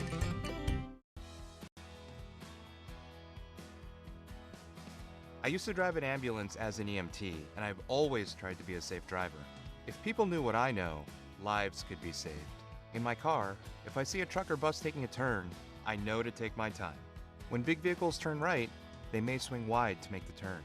If you try to sneak in, well, it's a lesson you'd rather not learn the hard way. When trucks and buses turn, let's you and I wait. It's our roads, it's our safety. Hey, I'm Mike Grope, here today to encourage you to connect with 811 before you dig. And I'm Micro, and I'm here because I love to dig in the dirt. It's true. He's also here because he's very small and not that bright. Here, for instance, we can see Micro doing what he loves to do. And here we can see the consequences of not doing what he should have done. Dude, why didn't you call 811? I forgot the number. See? Not that bright. Number one, obviously, is safety. We definitely call 811 to find out if there are any buried lines, fiber optic, whether it be telephone or pipeline or anything. Don't take a chance. Don't think you know and say, well, I don't remember anything being put in there. Call 811 and make sure that that's identified, that there isn't something there before you make that crossing. Because in the end, we want everybody going home. For the best care for your pet, choose DeSoto Veterinary Clinic. Dr. Matt Fair and his team are dedicated to providing high-quality medical care with compassion and a personal touch. They treat every pet as their own, ensuring they receive the attention and respect they deserve. For routine checkups, testing, vaccinations, chiropractic and acupuncture care, or surgical services, you can trust Dr. Fair and his team at DeSoto Veterinary Clinic. Call 913-585-1115 to schedule an appointment today or visit DeSotoVetClinic.com.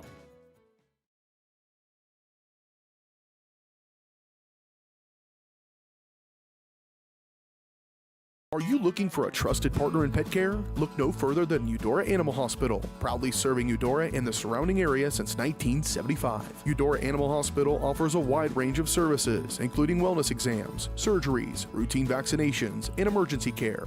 I just want to thank everybody in the community for trusting us with the care of their animals, and go Dogs! Schedule an appointment by calling 785-542-3265 or visit eudoravet.com. At Fort Scott Community College, we understand that a scary part of figuring out your future isn't only answering the question, what should I do, but where do I belong? Maybe you belong here, preparing for a career in healthcare as part of Fort Scott Community College's nursing program. Or maybe you belong on stage as part of the Hounds band or theater department. I don't know where you've been or where you're headed, but I know we're saving a spot for you because you belong at Fort Scott Community College. What would happen if I had to pick up the phone, call 911 for one of my family members or one of my neighbors? What would I do if no one was on the other end to respond? What if there was no 911? So you can be a part of the solution. Anybody can be a firefighter. Male, female, younger, older. We have school teachers. We have leaders in business. Is me, you, anyone that wants to be. There is no typical firefighter.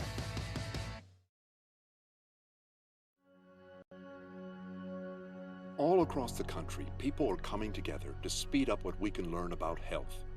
The All of Us Research Program is calling on 1 million people to join us as we try to change the future of health. For your family, for future generations, for all of us. Visit joinallofus.org and find out how you can become 1 in a million.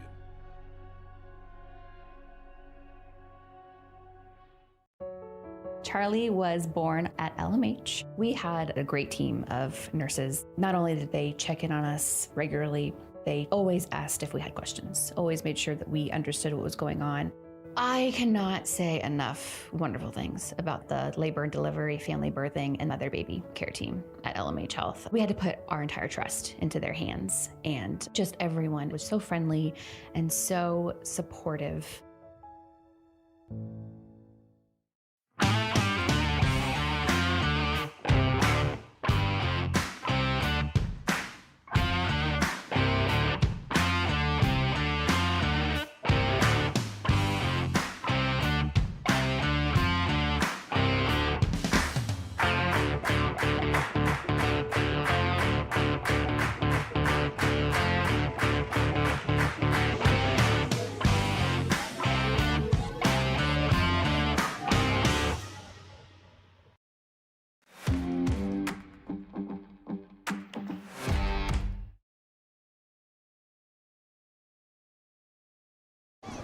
All right, back here on the attic storage of Eudora halftime show.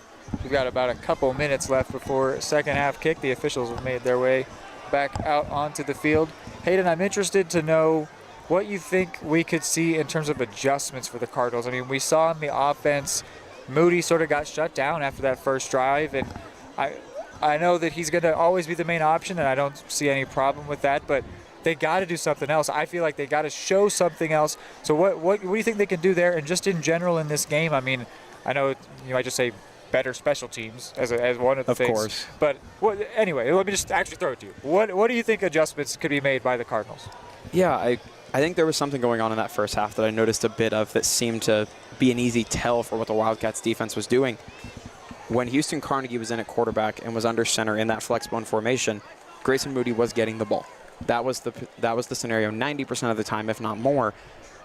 And it means that they're just going to stack the box, and Grayson Moody is going to struggle going forward to have that kind of effectiveness like he had on that first drive. You and I were talking about it.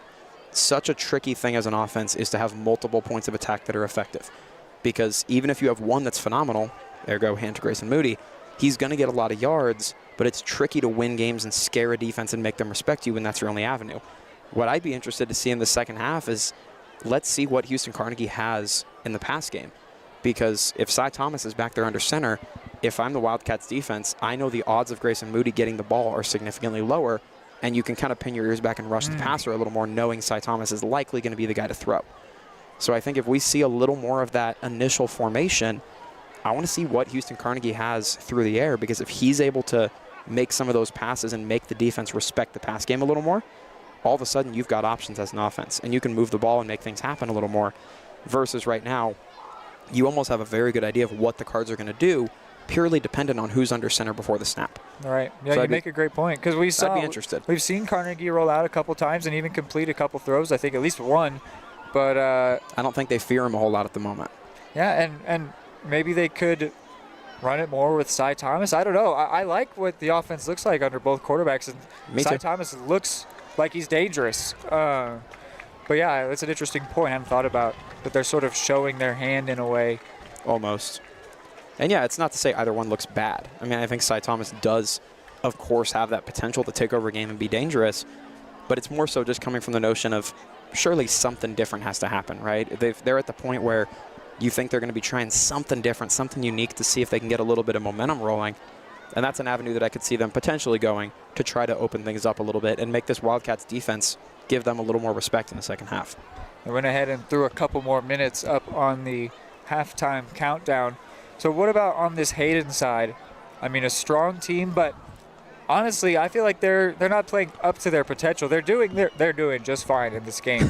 but I mean, we've seen a few sloppy plays, and they've just, been able to get away with it. I feel like almost. Very much so. Is there anything that they could clean up, or do you think they just keep shooting it deep and handing it off to Mitchell and McGivern under center? I mean, what do you think? I mean, I think for them, you want to be a little bit cleaner at the boring stuff, right? You want to see them be able to have those longer methodical drives, moving the ball on the ground for just a few yards, easier completions, because right now, so much of their effectiveness, although they do have almost 30 points on the board, I think you and I could easily say 14 to maybe even 21 of those points have almost come purely by the special teams and those explosive plays setting them up really well, which that's a viable strategy to win games, but it means if the Cards come out here and look really good in the second half and start truly executing those longer, cleaner drives and playing better defense, the Wildcats may find themselves in a position where they need to be methodical and they need to execute, the little stuff well. But at this point, not a lot they're doing is putting them in a bad spot. If they continue to put the explosive plays together, they're going to be looking really good. I think it just comes down to keeping themselves together clean as a unit and not allowing the Cardinals to get that ball rolling and pick that momentum back up, because they've got wiggle room right now, still a 3-possession lead. Yeah, I would not categorize this as a term that we made up, which is a hollow lead, which I really like that term. Yep. That we said is when a team gets out to an early lead, but they're not playing well, and then when it starts to go wrong, they don't have anything to rely on in terms of that day feeling good. I would not call this a hollow lead for the Wildcats, but there have been some hollow points put up on the board, I would say. Great point. So some messier plays, but specifically for Mitchell, that fumble on the 4 wide was baffling. I don't even know what in the world was going on there, but he then immediately scored a punt return touchdown. Right. So in his mind, he's feeling good, and he should be. Right? It was a great play. So I think that they've got a lot of confidence. I think it would be really impressive if the Cardinals were actually to put serious pressure on them in terms of the score. Yes. But I think that the Cardinals would love to score at least one more time in this game, maybe a couple, to feel good about playing against such a tough team and just showing what they're capable of for the rest of the season. That first drive was so good. Capture a little bit of that magic again. Well, let me lay this out for you. They're receiving the ball to start the second half. So let's say you're able to put together one of those longer touchdown drives, even if it's a short one. Say you put a touchdown drive together, the defense comes out, plays well. If you're able to force a stop, now you're getting the ball back. You're down by 2 scores. If you score then, we've got a ball game on our hands here. So I would say specifically if they can do it and do something new. Correct. Like not just Moody the whole time, even though if that works, that works. But if they can do something and show something new to the defense, that would really be a moment of like, oh boy, for the Wildcats. On. Like, like we got something going on here. Yep. So you get one of those over the middle passes that goes for a lot of yards, or a quarterback run that's really big, or somebody unique getting an explosive play. That would absolutely be the kind of thing where us and all the fans in the stands go, oh, like they've got something here. But certainly going to be a telling third quarter here. A lot of how this next drive or two goes could dictate how the rest of the game plays out. So it will be Becker to kick this one off deep. Hubler and White again back to return. And he will go for the deep kick. It'll go towards Hubler. I think this one's going to go into the end zone, be a touchback. So the Cardinals will once again start at the 20-yard line. I think who comes in at quarterback could be really interesting here. Of course, as you said, the offense looked good regardless. But that wasn't the first half really telling us what kind of formation and what kind of ball we were going to see. I was saying there was potential. I don't know if I would say they looked good the whole time. They didn't look bad. But yeah, both quarterbacks showed their stuff that they can do, and they can both run and pass, which is that's what you're looking for. It looks like it is Cy Thomas matched with Grayson Moody. Tight formation.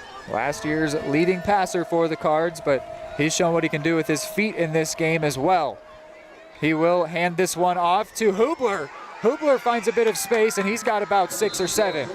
I really like the play design there. Moody went first. He was the lead back, almost playing the fullback role there, where he's the first guy out, fakes that he's getting the handoff. Of course, that first drive kind of still lingering in the mind. The whole defense kind of freezes up. And then Hubler able to sneak behind him once he gets past the first level, able to pick up some good yards. I like the play design there a lot to set up a manageable second down. It is something different. It's still running the ball, but it is something different. Hubler picks up 7 for him. When your identity is running the ball, there are different ways of running the ball.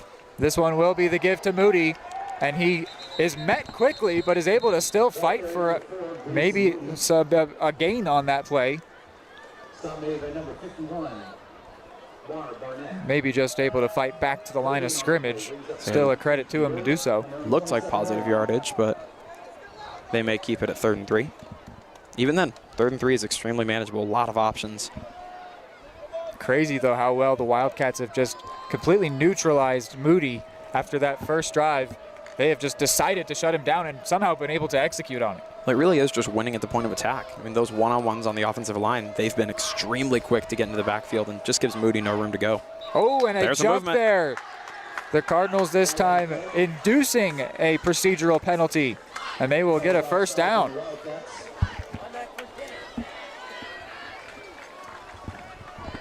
Cardinals fans here giving a "you can't do that" chant, which the Wildcats fans have had quite a few opportunities to chant the Cardinals' way this game.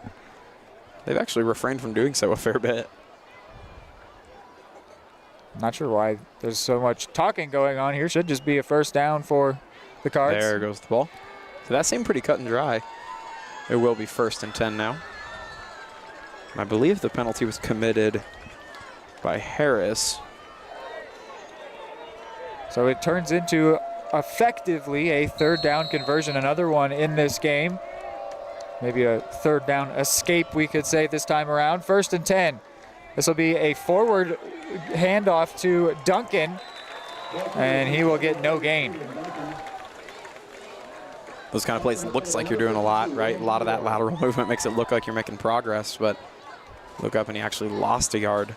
That was a play we saw Christian Jarrett be the central focus on a lot last year, where he was coming across, and it's technically a forward throw, and he just zooms out of the backfield, and he gets to the edge so quick. And Duncan is a player with the type of speed to do such a thing, and he's also strong, but just couldn't get out of the backfield or find the seam that time around. They actually marked it as a loss of 1, so 2nd and 11. Duncan in motion, looking to throw here. Thomas, eyes downfield, finds Duncan. No, it was deflected at the line. Duncan was wide open for him, but a hand up from the defense forces an incompletion. So Duncan likely wouldn't have gotten the first down there, but he was definitely open to get some yards. Could have been a 5 or 6 yard gain to set up an easier 3rd down, but... And don't put it past him to run somebody over. Absolutely. We've covered this. Little ball of energy. Andy Strong. That is not a fun combination for a defensive back in front of him. But it is now a 3rd and 11 situation. The Cardinals have been really good on 3rd down, but this is a long one. What will they do? Preston White is the receiver on the near side.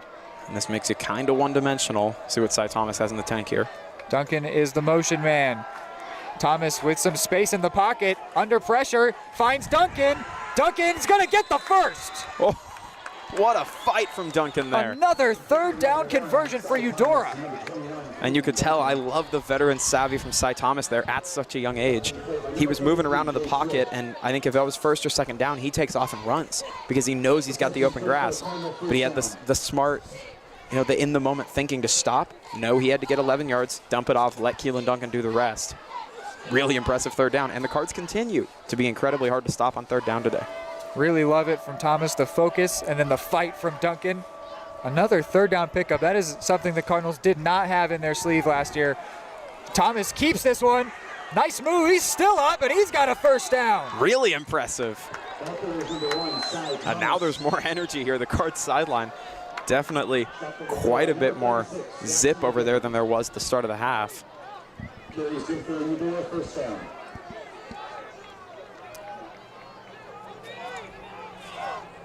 Thomas heading to the sideline. Is he looking for the play call? Here he is.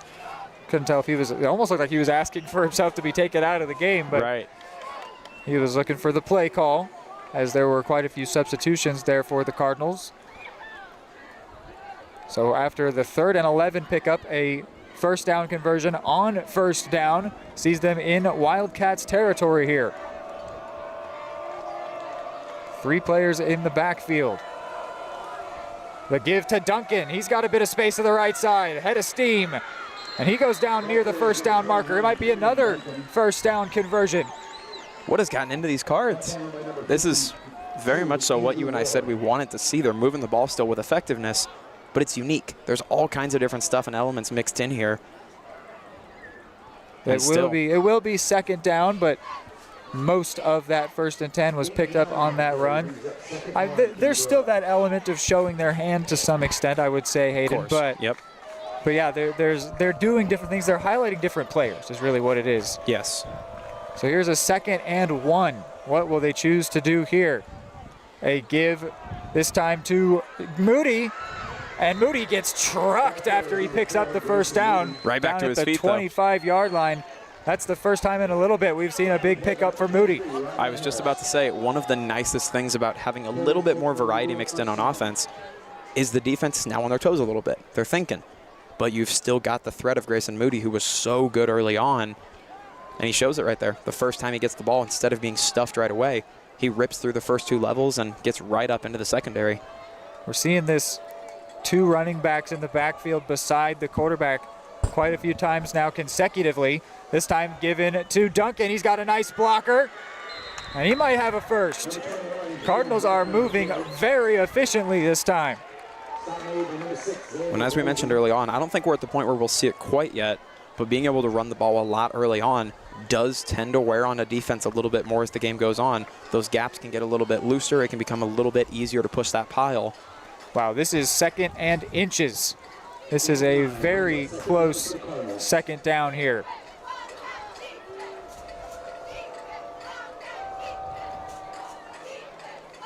The give here is Moody, and he breaks a tackle, and he's got the first. Really good awareness as he was spinning. Oh, and he's down hurt. He's holding his calf, his right leg. Hoping it's just a cramp, hops back up to his feet.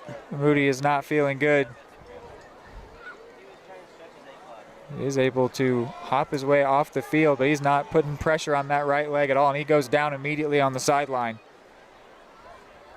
Last year, dare I even mention this, in the opening game of the season against Hayden, Errol Seaman's season was ended just as soon as it began. Do really hope that's not what we've just seen happen here.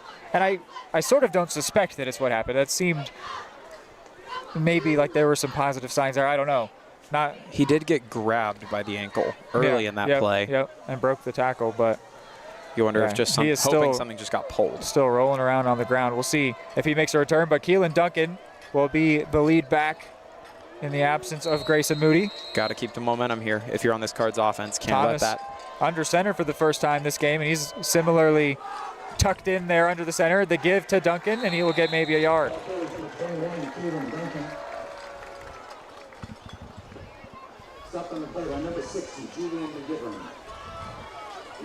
Man. You know, what's a positive, though, is this whole drive, Moody hadn't been a large factor in it, but you know that even if he's not touching the ball, the defense has to consider his presence. And I think that was a bigger factor than even the run he had. It was just the fact that the threat of him getting the ball does so much to open up the offense. But they were still fairly multidimensional. If they're underestimating Keelan Duncan, he will capitalize. But they're going to get to Thomas in the backfield. He's still up, and then finally brought down behind the 25-yard line. He did a really good job there to stay up on his feet as long as he did, but in the end it's going to result in a big loss, and now he's down. It was a low tackle on him, and now Cy Thomas is shaken up as well.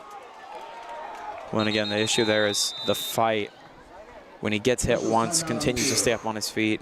And he's going to limp his way off the field. Two big players have made their way to the sideline abruptly this drive for the Cards, which was going so well. It's now at 3rd and 19 here, and their starting running back and starting quarterback have both had to make their way over to the trainer's table. Houston Carnegie will come in at quarterback. And dare I say, it looks like one of them is almost prepping. Certainly not right now, but Moody has his helmet on. He's standing up again, rubbing that right leg. So even if he's not back in right now, looks like a positive sign. A big, big third down, 3rd and 19. Carnegie takes the snap. He wants to throw. He will throw. And he had Hubler, but it's intercepted. It was Mulvihill, actually, that was his intended target, and it is picked off on that 3rd and 19. Cardinals just trying to make something happen to try and capitalize on what had been such a great drive, but it will come to an end with the Wildcats picking it off, and now they are backed up deep, though. What can the Cardinals defense do with this situation? Hayden, what do you make of the play there, the end of that drive, the injuries, everything that just happened at the start of this third quarter? I think the play there was just a really tough throw. I mean, it's always tough to leave a throw down the seam like that. Hubler looked open, but it just gives the defender who's trailing so much room to turn and make that tackle. I think that injury took a lot of wind out of the sails of the Cards there. Just super unfortunate to see. Walker is number 22, Jude Prince. Stop made by number 72, Leland Bradshaw.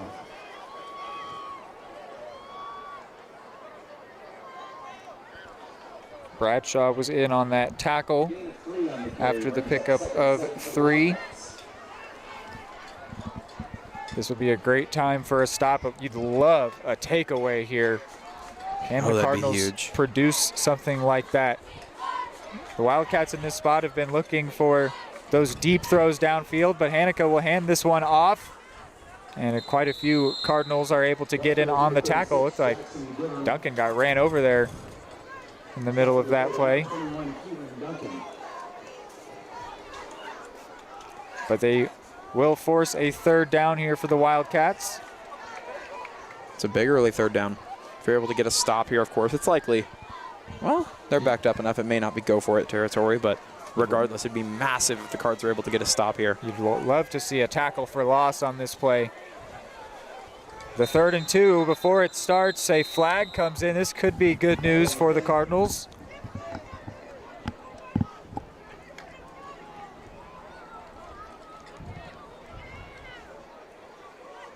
And indeed it is. A false start on the offense will back them up. We had this conversation before on a 3rd and 1 turned into a 3rd and 6.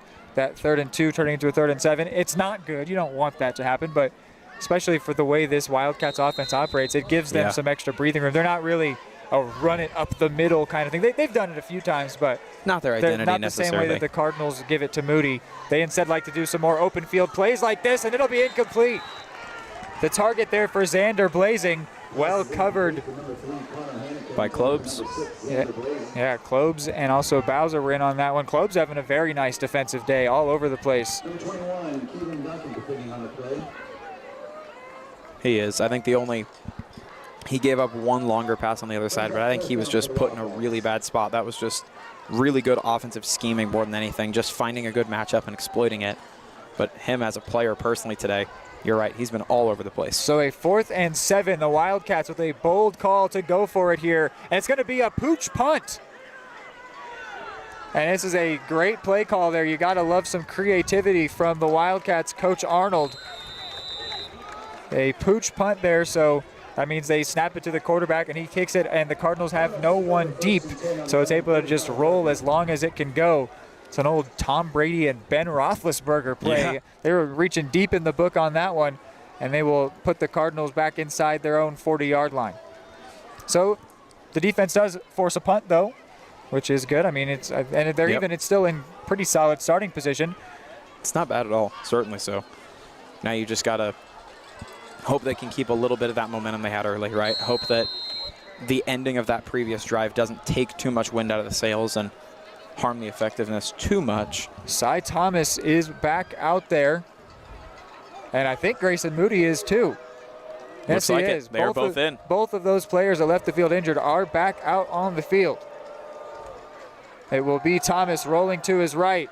And he throws to his right, and he's got a man. And it will be a pickup of a couple yards. That was Bowser. Colton Bowser on the reception. So good to see Cy Thomas and Grayson Moody both back, particularly Grayson Moody. It really looked, not that he's more valuable than Cy Thomas, just saying that injury, it looked really bad. He was in a lot of pain as he made his way off the field, and it is really good to see both of them back out after concern for them in the previous drive. Absolutely. It's got to do a lot of good for the entire team, too, to have two guys who they were worried for now both back up and moving. Thomas under center, hands this one off. A seam here. This is Mulvihill. And he's, after he was down on the ground, a lot of late antics there, and the referee is going to have a word. I'm not sure why you wouldn't throw a flag along with it, but at least there was some consequence for that. That was absolutely unnecessary. Yeah, that was Jude Krenz, it looked like, on the Hayden side. Just a little bit of chatter after the play there, but as you said, even if it doesn't get flagged, just unnecessary stuff. It will be 3rd and 4 after the Mulvihill carry. Moody checked out over to the sideline. Keelan Duncan, the main back. Bowser in motion.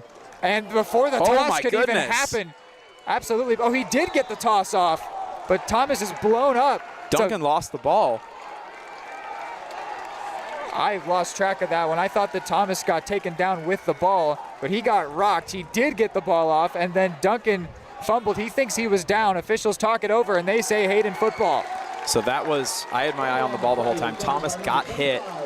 He almost heaved the ball up with both hands, was caught in the air by Duncan, and he was so focused on going forward. Looked like he just got hit from the side. Ball went flying out. There was a Cardinal jersey that landed right on it, but Hayden was just all over it in the chaos there. Really impressive from a defense that we already applauded once for being stout and very put together for their first game of the season. They just stayed right on top of it there.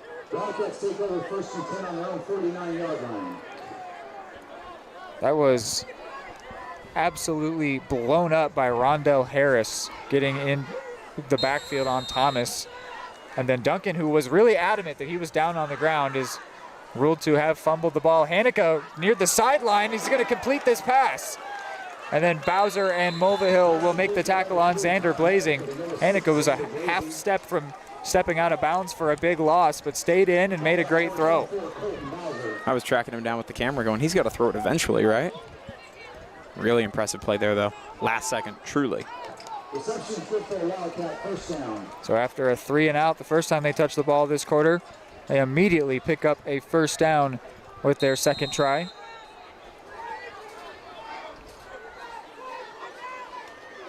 Handoff to Mitchell, and he'll be wrapped up in the backfield and brought down. That was Garrett Golay on the tackle. He met him immediately. Really impressive. He didn't let go either, which is good because he was trying to break free. That's the hard part. I mean, you'll see guys get hit in the backfield somewhat frequently.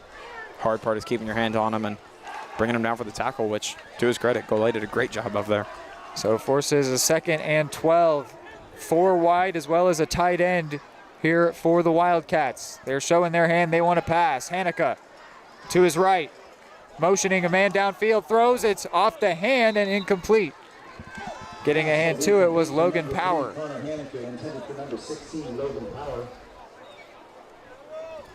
So now that I watch it on that last possession, that last play when both receivers motion over to the right side, on the release, I was watching that because we've seen so many receivers get so open on it. The way the Cards are playing it there, there's only one defender matched up in coverage over on that side, which means after the snap, they've got to get one of the safeties over there to meet the other receiver, which is why you see the rollout and look over there right away, because it truly, you're going to have a free man if you get the ball out quick enough. Another 4 wide plus a tight end here on 3rd and 12. Hanukkah wants to throw, rolls to his left. Big throw here. Klobes in coverage, but it's going to be caught by Becker. Wow. And he's going to be just short as Klobes is able to bring him down, and now Becker is hurt. But another huge play for the Wildcats. They keep just attacking the Cardinals deep, and it keeps working.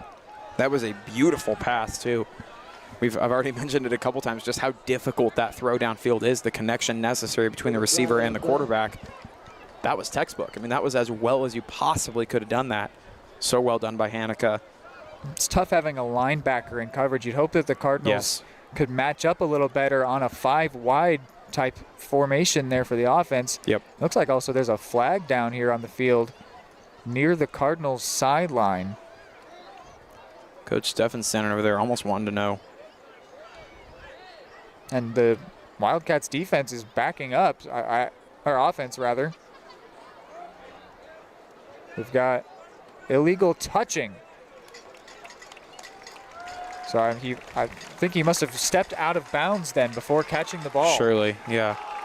You have to be if you went out of bounds, you need to be not the first person to touch the ball, yes. Which is an odd rule there, but you're basically it just means don't go out of bounds. So that touchdown is negated. A little bit of a getaway there for the Cards, truly, because that, even if it wasn't a touchdown, that's putting the Wildcats right up at the goal line, and they've been able to move the ball for those short distances pretty well all day. So that play along the sideline was too much along the sideline. I didn't really see what ended up happening. Yeah, Becker is being stretched out down here in front of us on the Hayden sideline. He was the receiver that caught that non-touchdown and ended up injured from the play. Maybe just some cramps as they work him out here on the near sideline. So it's now 3rd and 28, and the Wildcats are backed up in their own territory. Coach Arnold not a huge fan of the call. Still talking things over with the official, and he's not happy with their call. Cardinals are not out of jail here. And you would think maybe on 3rd and 28, but they have been just attacking deep, and they now have free license to do so here. Yes. Which is crazy because they're setting up only 2 wide instead of 4 or 5. We'll see what they opt to do here. It's going to be a toss back to Mitchell, who stays just up on his feet, and it'll only be a pickup of a few. The Wildcats with a conservative approach there, which surprised me. I thought they were going to take a free shot at the end zone, but it's going to be 4th and more than 20. Maybe we will see a standard punt here for the first time. Maybe not, though. These Wildcats have been mighty aggressive. Well, and as you said, if 3rd and 27 doesn't feel uncomfortable because you know that they can just try to throw it deep, is 4th and 27 all that different? It's not, but they didn't. They went with the conservative play, but yeah, they now set up to go for it. The Cardinals leave a man deep in case of the pooch punt, which will pretty much negate that. It's Des Hubler playing deep safety. It will be a pooch punt. Hubler lets it go over his head, and he will now get to this ball at the 15-yard line. Makes the first man miss, cuts back inside, and he's going to get about a return of 5 or 6 on that one. A little bit of a scramble over there. Just a hard time getting up on his feet, I think. Yep. He gets up and away from it quickly regardless. So Hubler was able to get to that one and get a few yards, also make a couple men miss, showing what he's capable of with the ball in his hands. Offense with under a minute before the end of this 3rd quarter, as we have been locked in a stalemate since the start of this. And you know, sometimes in games like this, you'll see the one team take their foot off the gas. That has not been the case for these Wildcats. The Cardinals have just been able to stand up to them, but now they need to also attack and get points of their own here. Yes. Yeah, if this was a tie game, this would be a great spot for the Cards. A handoff here on the first play, and he is immediately wrapped up and brought down. Grayson Moody couldn't get anywhere. Clock's still running down. Of course, not a lot changes at the end of this quarter. It's not like a halftime break, so don't know how much it changes the approach for the Cards. There will have to be one more play, though, at least in this quarter.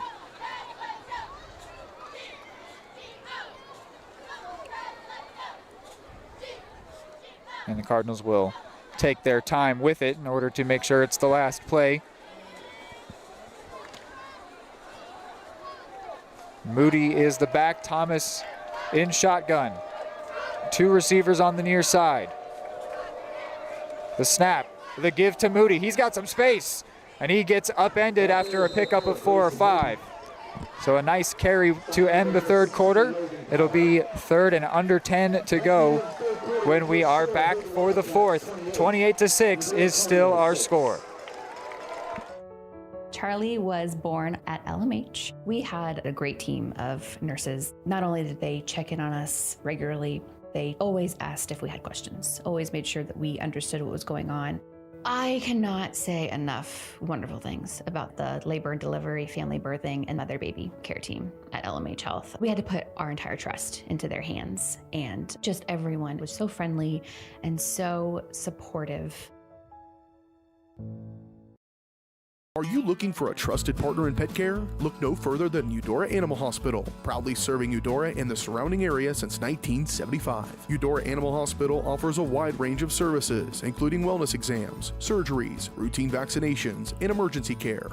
I just want to thank everybody in the community for trusting us with the care of their animals, and go Dogs! Schedule an appointment by calling 785-542-3265 or visit eudoravet.com.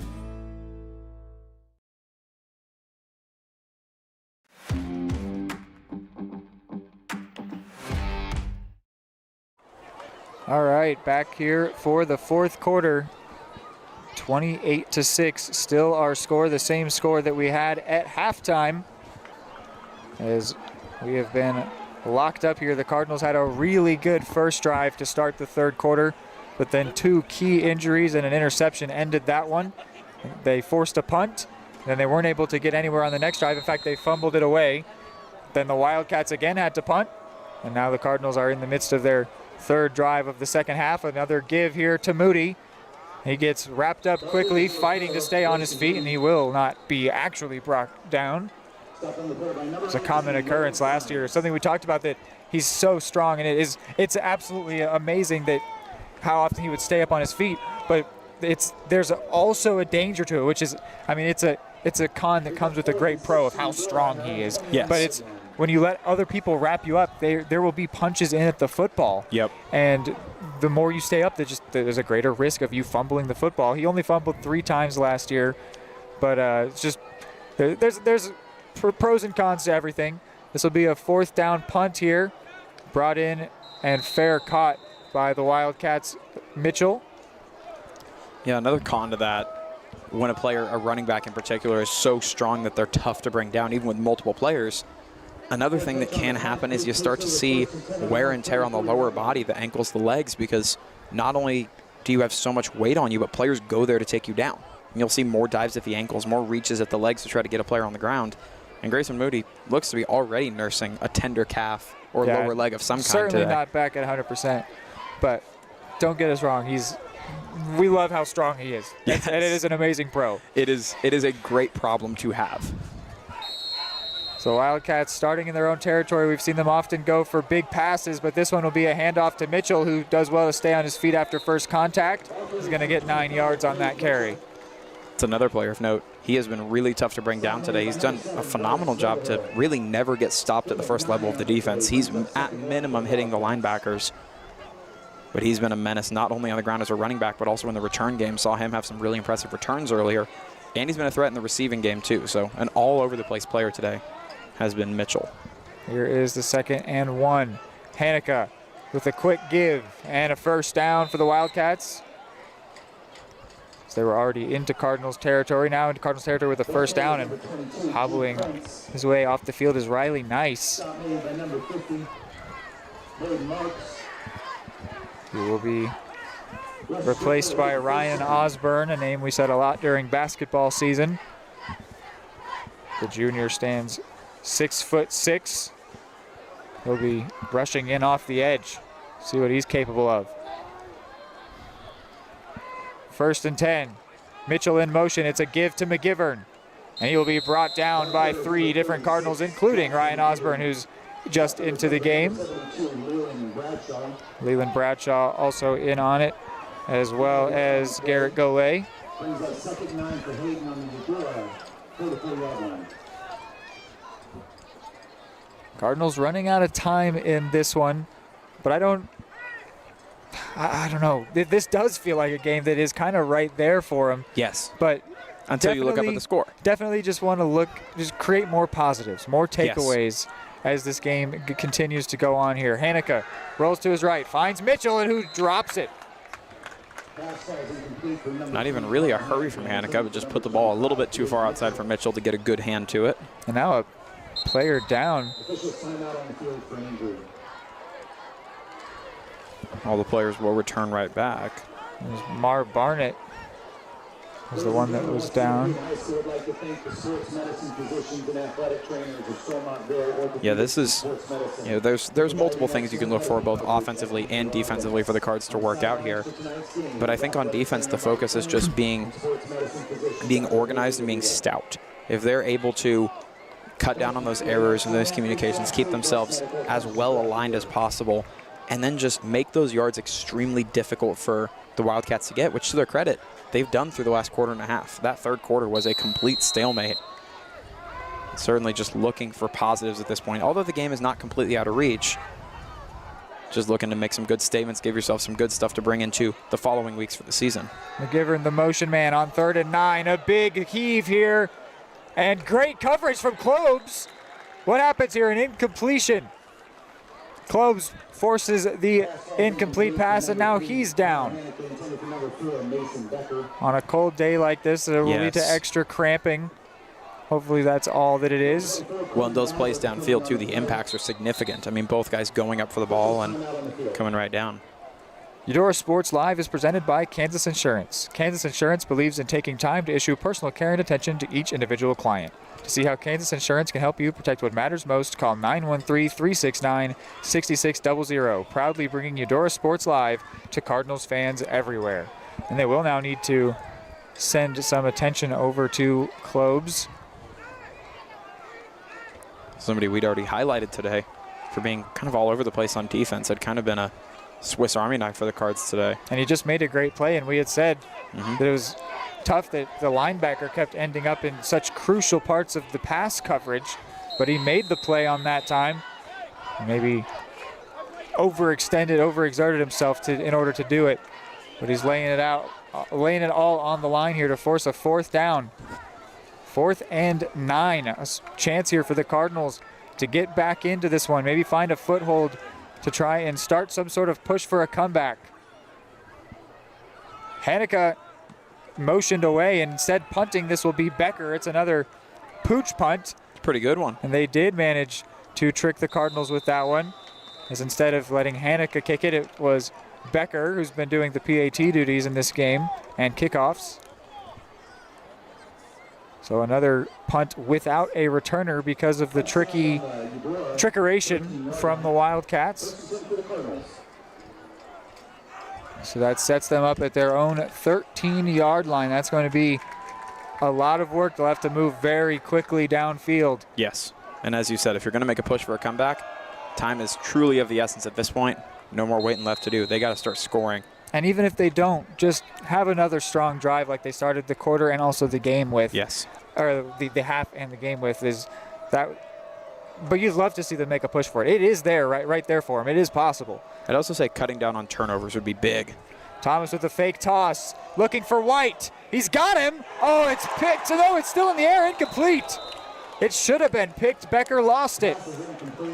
That was a good throw towards Preston White, but Becker with really good coverage, and then he lost it when he went to the ground. It's got to be tough on a quarterback when you have a receiver who can be imposing at the catch point, and you can give them a really good ball, but then the defender in coverage is equally imposing and makes it such a tough catch, and making it to where Cy Thomas is having to put the ball truly in only one spot. Yeah, I really liked the throw. It was a great throw decision. It was. But Becker just covered it really well, and in the end it'll go down as a great pass deflection. A handoff here for Moody. He'll get a few.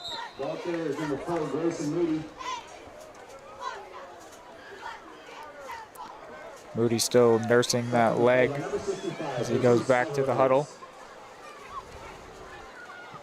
Hopefully it's something that won't bother him as the weeks go on this season, something that he can ice up and recover throughout the week. Yeah, you also just hope that nothing done here in the last fourth quarter is going to make it worse to recover from, right? You hope nothing is made more significant in these last couple of drives. 3rd and 5. In motion is Mulvihill. The give to Moody.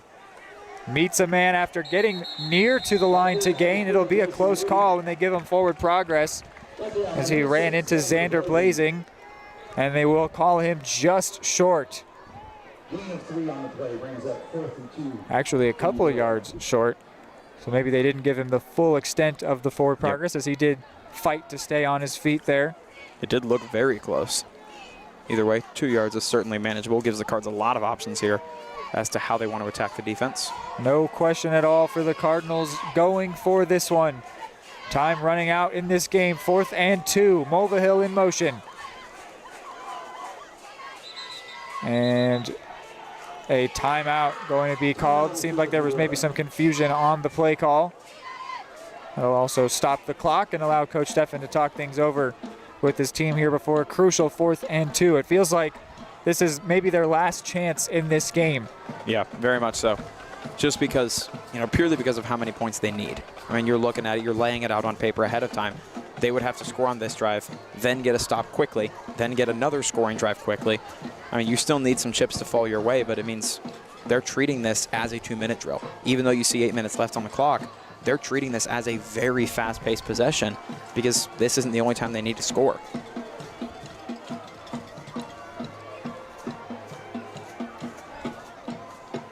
This isn't even necessarily a game the Cardinals were expecting to win, but that doesn't mean they're going to back down from a chance to put one on such a good team.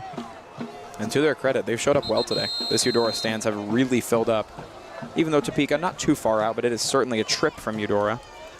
And the Cardinal faithful have certainly showed up in red to support their team out on opening night today. 4th and 2 once again, 7:57 on the clock. Duncan to the left of Thomas, Moody to his right. Thomas rolls to his left. He has Duncan in front of him. He'll throw for Duncan. He's got him, first down. Keelan Duncan moves the chains. Keelan Duncan continuing to make big plays and big moments too.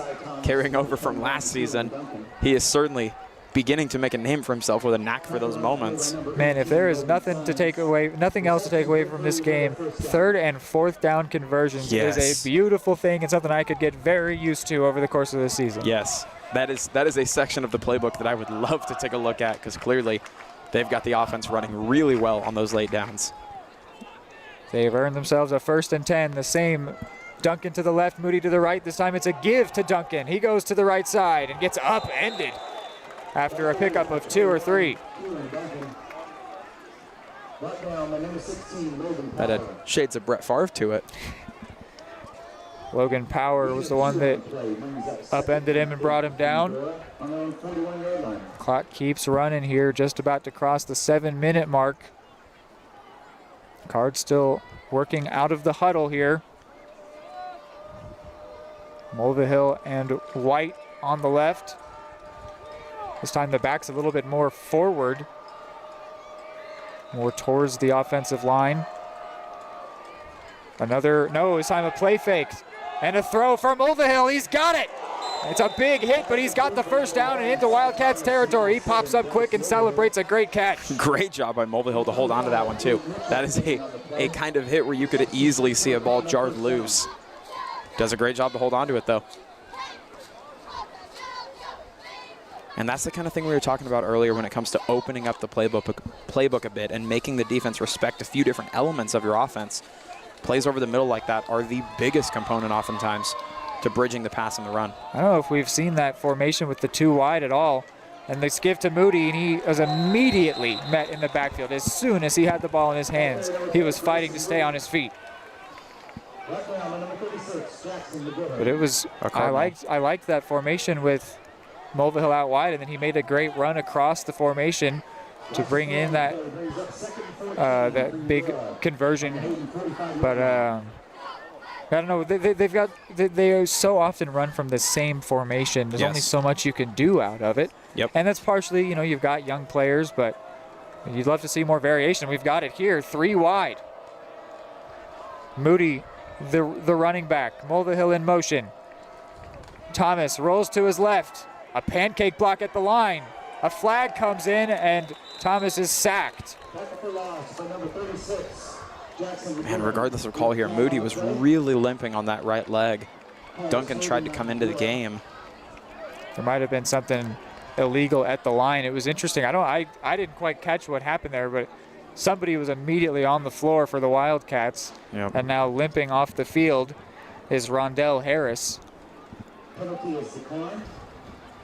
Penalty declined because of the sack. So the Wildcats will opt for the loss of down and yardage, and it will become 3rd and 14. Which also means the clock continues to wind. Yeah, at this point in the game, you're sitting at under 6 minutes left to go, and you need multiple different scores. I agree with you at this point. Let's just have long drives if we can and keep things efficient and not turn the ball over. And this big 3rd down, we were talking about how strong they've been on 3rd and 4th. Great chance to showcase it. Bowser runs across. Thomas eyes downfield, now under pressure, tries to escape the pocket and is sacked. Did he manage to keep a hold of the football that entire time? I think he actually did, which is crazy. Yes. But the whistle had blown for his forward progress being stopped. So that will bring up a long 4th down. Cardinals might even look like they're choosing to punt here. They send Dunn back out there. This could be a time for a fake, but I don't know if we're probably going to see a standard punt here. But you can never rule it out. Some punts are like, this is just going to be a punt. Some have fake on the radar, but it is a very nice punt from Dunn. I almost going to keep rolling, and oh man, my goodness, just into the end zone. It stopped half a yard into the end zone. It could have been the perfect punt, but instead it will be a touchback for the Wildcats. That could be something to watch. That was some beautiful. They call it spot punting, and man, he just missed the spot. Well, I'm going to draw a comp. How there's a flag down? I don't see it, but PA announces it, and you can see the officials talking things over.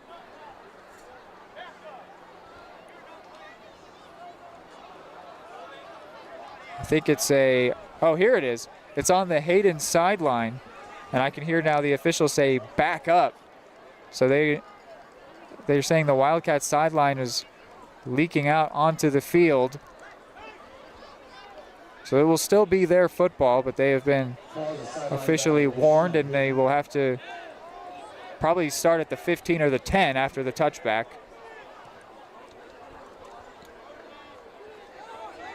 It was an interesting sequence of events there.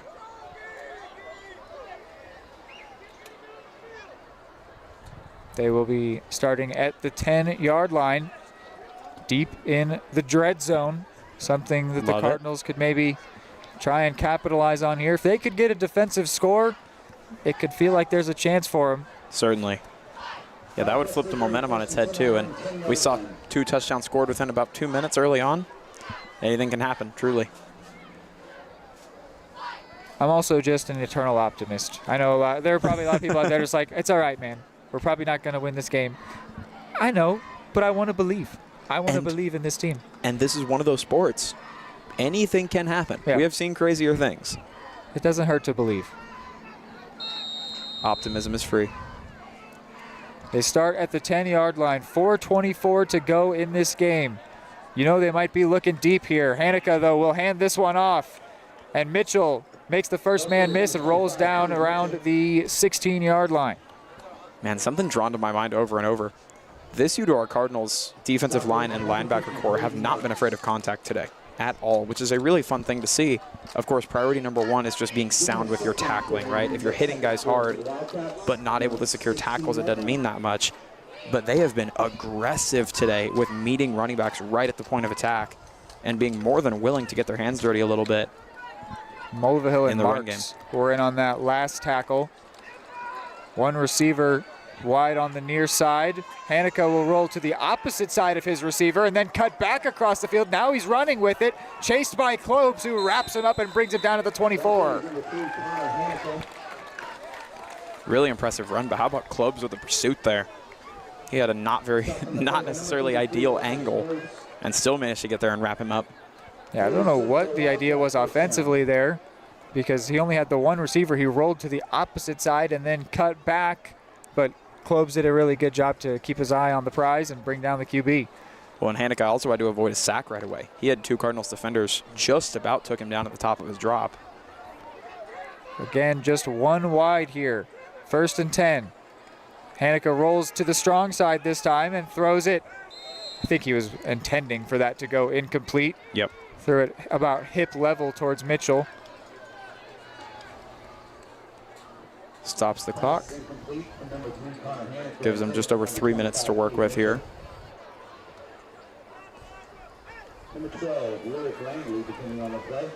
Which, of course, the main priority for the Wildcats at this point is just survive, right? Just do things cleanly, don't make any catastrophic errors, and get out of here. But still like to see a little bit of the hustle from him and the attention to detail that you would give early on or in a much closer game. Langley was the one in on that last play defensively. A couple wide here to this near side, which is where they will toss it to Mitchell, who spins past one man and is then brought down by Nice. Good to see Nice back out on the field as he had to leave earlier. Stop made by number 15, Luke Schreiner. Schreiner also in on the play. So they will force a 3rd down here. Probably not enough time left anymore for the Cardinals here, but they are putting up a really strong second half performance here. Yes. And that is good news here for the Cards, just showing what they're capable of here defensively. They will have a lot of good takeaways.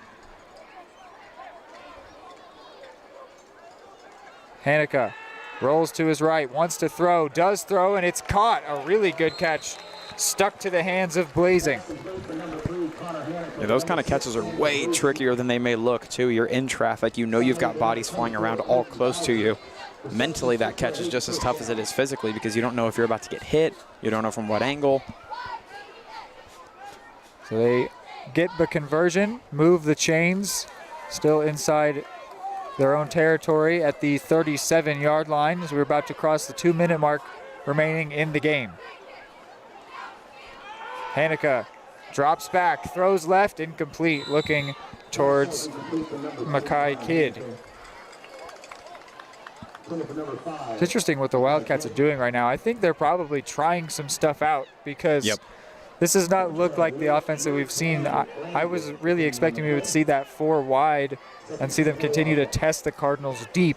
But I think they might be keeping that play in the back pocket for the rest of the season against other opponents, as they're now trying some stuff that really doesn't reflect the way they should be playing with how much time is left in the game.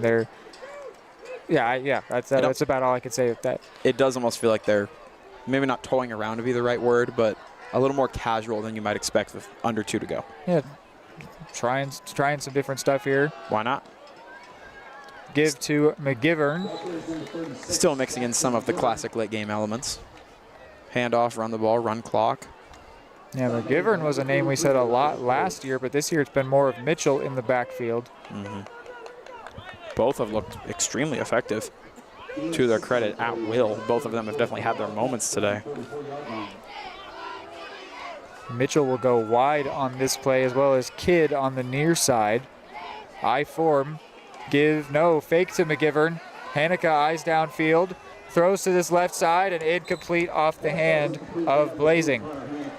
So that will be 4th down. Man, even if they're trying things out, they've showed that they've got some impressive stuff in the back pocket. I mean, on those crossing routes in particular, those have been wide open. They've had very few defensive threats around the point of the catch at all. Perhaps just showing off how deep the playbook is. So we still got this, we still got this. How much do the Cardinals consider the pooch punt?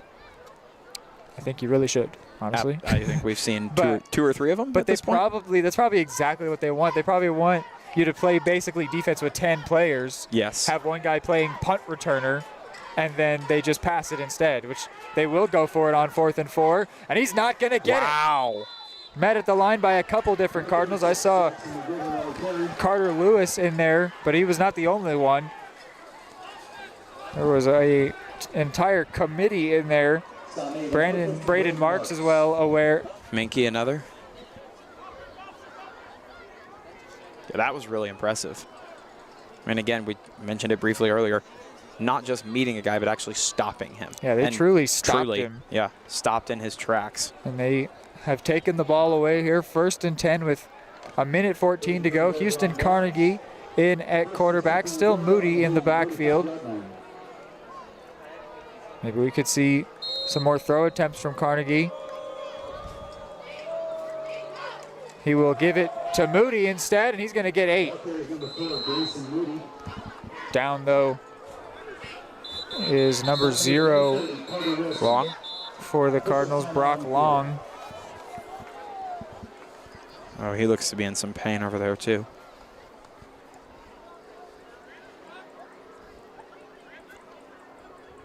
He was in among the blockers there on that play.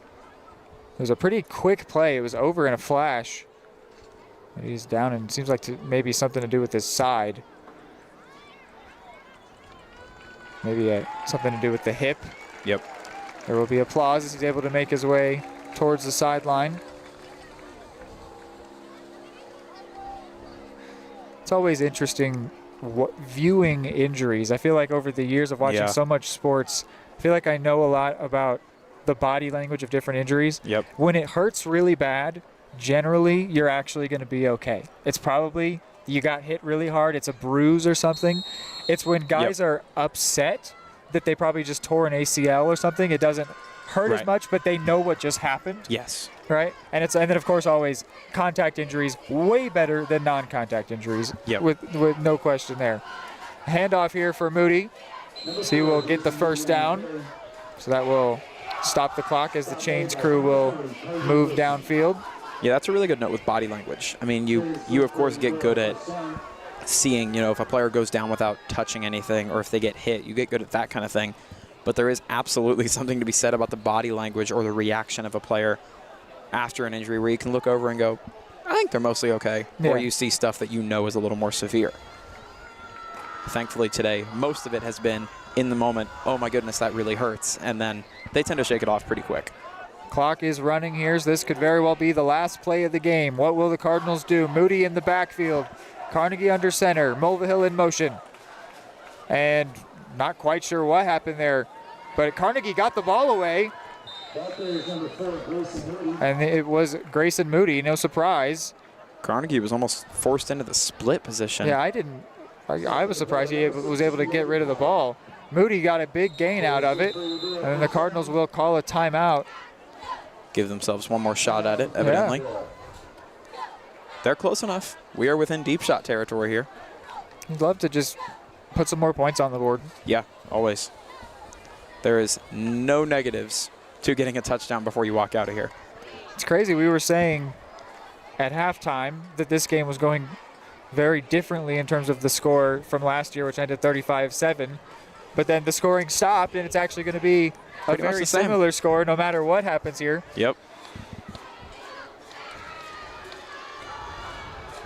Yeah, and I think that's representative. I do like the fact that it's a little bit lower numbers, right? Because I think last year felt like a lot more almost a ping pong match of just back and forth scoring. This one looked to feel that way, and the second half could go scoreless here. I think it just speaks to how tight both of these teams got on defense in the second half. They both became extremely stout in all aspects, run defense, pass defense, and, worth noting, special teams. One wide on both sides. Preston White to the left, Julian Otis on the right. Carnegie under center. Will he look to throw here? He will. Looking to the left side, wants to throw to White, towards White, and out the back of the end zone. So it'll be incomplete, but still 8 seconds to go in the game. I mean, 8 seconds at that rate gives you time for 2 more. You got the downs for it. Interesting, though, Carnegie never really took his eyes off White, which, of course, White is a great target, but you'd like to see him go through his progressions and see if how Julian Otis has done on running his route.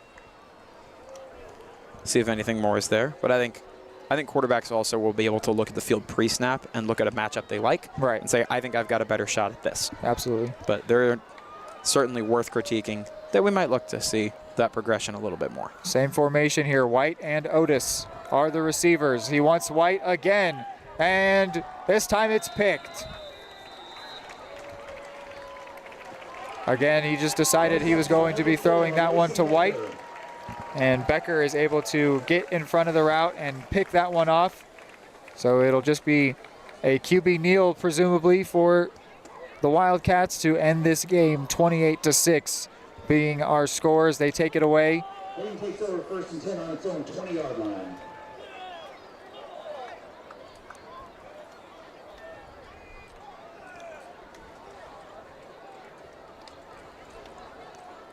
We did see the Cardinals try and switch things up, certainly in this fourth quarter, try and mix in some other things on offense to varying degrees of success. It's just it might have to be the Moody show in a lot of games this season. We'll see.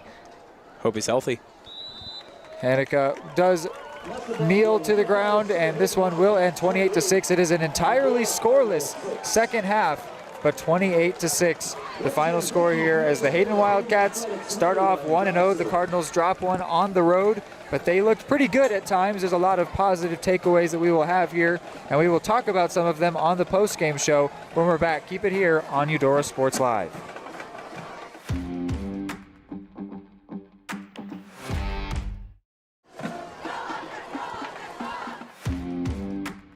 Are you looking for a trusted partner in pet care? Look no further than Eudora Animal Hospital, proudly serving Eudora and the surrounding area since 1975. Eudora Animal Hospital offers a wide range of services, including wellness exams, surgeries, routine vaccinations, and emergency care. I just want to thank everybody in the community for trusting us with the care of their animals, and go Dogs! Schedule an appointment by calling 785-542-3265 or visit eudoravet.com. More time before you wake up in the wild. Our natural world needs us now. Step by step, side by side, together, we can find a way to ensure that all life on Earth can thrive.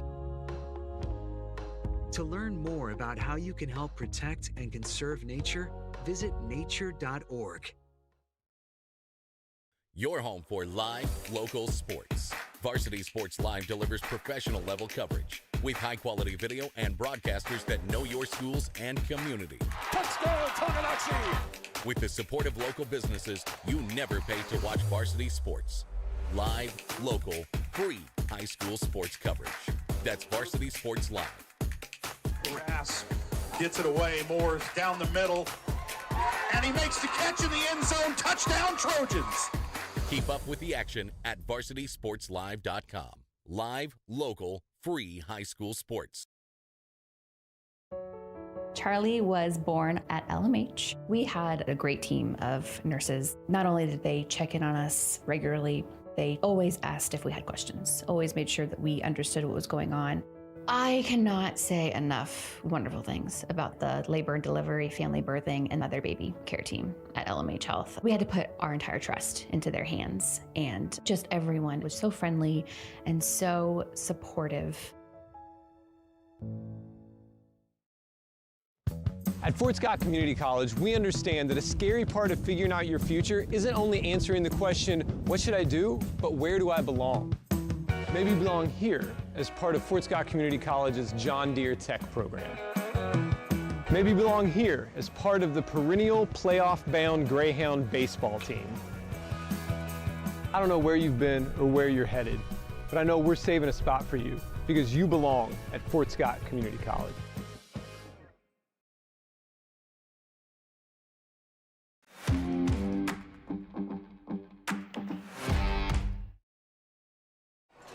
The post-game show is brought to you by Eudora Animal Hospital. For 40 years, Eudora Animal Hospital has been caring for pets and livestock with fair pricing, trusted service, and compassionate care.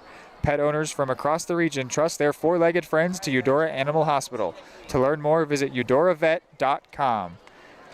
So 28-6 our final. We already talked about a little bit, Hayden, that last year it was a similar score, and we thought it was going to be a different score despite feeling like a better game. And then the Cardinals honestly put up a really good second half performance. It's unfortunate they couldn't add points to it, and I sort of get the sense that offense might be letting down the defense at times this season. I feel like there's a possibility for that. Hopefully not, of course, and things will develop and players will get more comfortable at their positions. But it was a good second half, and in the end, a lot of good takeaways. They honestly come away from that game thinking, man, we would have liked to have competed in it more. We would have liked to have made it a closer score. But I think that's good that they feel that way, because this is a team that, on paper, they should not be beating. So to feel like they had a chance means they did something right. What do you think on the whole game and also the second half specifically? Yeah, I think, looking at the whole game, it almost reminded me in a different way, but in a similar ending sentiment, that Spring Hill game last season, where it ended up being an overtime loss. And the thing we kept going back to in the postgame was, man, that was decided by like 1 or 2 plays. And if that 1 or 2 plays go different, this is a completely different game. I truly think that if you take away, say, 2 of those kick returns on special teams and that interception off the chest of Hubler, I think, which is just a tricky play. That's just an extremely difficult spot for the quarterback and the receiver to be. I think if you take out those couple of plays, this is an extremely different game and an extremely different second half, because you got a totally different score on the board. Well, and those the injuries that hampered that first drive. That was about to be an amazing tone-setting moment. It was going to be like, we are here in this second half to fight, and then it just got cut short. Yep. And it carried over into the next drive, too, I think. You were able to see it, even though Cy Thomas and Grayson Moody both returned to the fold. You could tell the wind was very much so taken out of the sails. And I think you're right. It's the initial sentiment of, this is not a team that, looking at the numbers coming into today, the Cardinals were supposed to beat. It's not, we came in and lost to a team that we were better than. You came in against a team and said, we want to put up a really good fight. And they had a couple of kind of disaster plays in the first half that made it look not as close. But in the second half, they put up every bit of fight. I mean, they didn't allow a point. They hardly allowed any first downs even. So I think it's certainly a game you can come away from looking at a lot of positives. But I think you said a good point of, this might be, this game specifically did look like one where the defense was very much so pulling a bit of the load, and the offense and special teams were just making a couple of errors that just compounded at bad times. But we did see some really special moments, some great drives from the offense. And it was both of the ones coming out of a break, which if that's something that this team can do, that is going to be strong. It was the start of the game, their first drive, and the start of the second half. Those 2 drives were phenomenal. It was just conversion after conversion, third down conversion after third down conversion, great run after great throw. It was really, really special. And so I don't want to say that I'm just saying in that second half, the defense was really strong and the offense couldn't end up finding any points despite getting close. Yes. But there was really positive signs from the offense. As long as they can stay healthy, they will be dangerous and people will not want to play them. And I think that as the season goes on, they can develop passing plays and alternate things, play action, whatever stuff, to work off of Moody and Duncan being really dangerous runners. And I think a couple of those plays tonight in the second half, when you and I said in the halftime show, we want to see a little bit more variety. If you can give just a little bit of variety to keep the defense on their toes a little more, you open up this entire offense, and you give that much more room for the team to show the things they're really dangerous at. And we saw it. I mean, if you think truly 2 plays that go differently on special teams, or an interception that doesn't that doesn't bounce a certain way, you're only down by 1 score. You're playing really good defense. Your offense has all kinds of capabilities and different ways to beat you. I think it's just playing a little bit cleaner football, and we could have had a different result tonight. So there's so many positives to take away. Off of that, I'm extremely excited to see the rest of this season. Yeah. That was a good really to have fun football one. back. Isn't it great? And that first drive, 5 third down conversions, a 4th down conversion, 10 minutes they took up and scored a touchdown. Brought a tear to a man's eye. Against a 3A school. I mean, that was a really special moment right there. That will be the main takeaway when the team goes and talks about this game. But yeah, we hope that they can focus on special teams as well and improve as this season goes on. This will be one of the toughest teams they play all regular season. Absolutely. And they put up a really, really good fight. So yeah, it was a game to be somewhat proud of, and to be optimistic coming away from. Absolutely. I agree. We will go to one last break on this Eudora Animal Hospital postgame show. When we're back, we will tell you what is next up on the fall semester here for Eudora Sports Live, because we will be seeing you a lot more over the coming weeks and months. It's good to be back, and we will see you after one more break. Charlie was born at LMH. We had a great team of nurses. Not only did they check in on us regularly, They always asked if we had questions, always made sure that we understood what was going on. I cannot say enough wonderful things about the labor and delivery, family birthing, and mother baby care team at LMH Health. We had to put our entire trust into their hands, and just everyone was so friendly and so supportive. Everybody can make something, because I think everyone has a spark of creativity, and the reason that I have to keep making is because I don't think my life would be as fulfilling without it. If you make things yourself, that means you're not cowering in fear. You're out there taking chances. That, I think, is my way of saying I love you to the world. All right, now I want to hear why you make. Share your own Why I Make story today. Visit whyimake.org.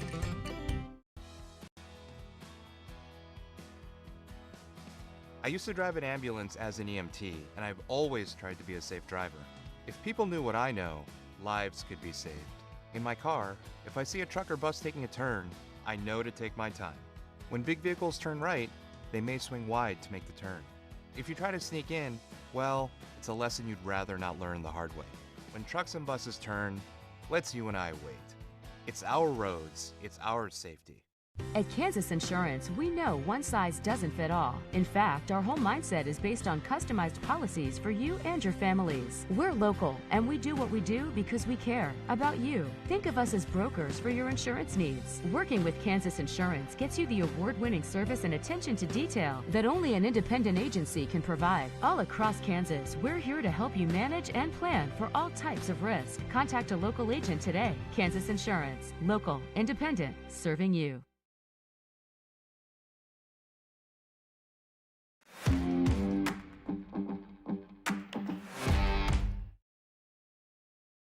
All right, back again here on the Eudora Animal Hospital post-game show.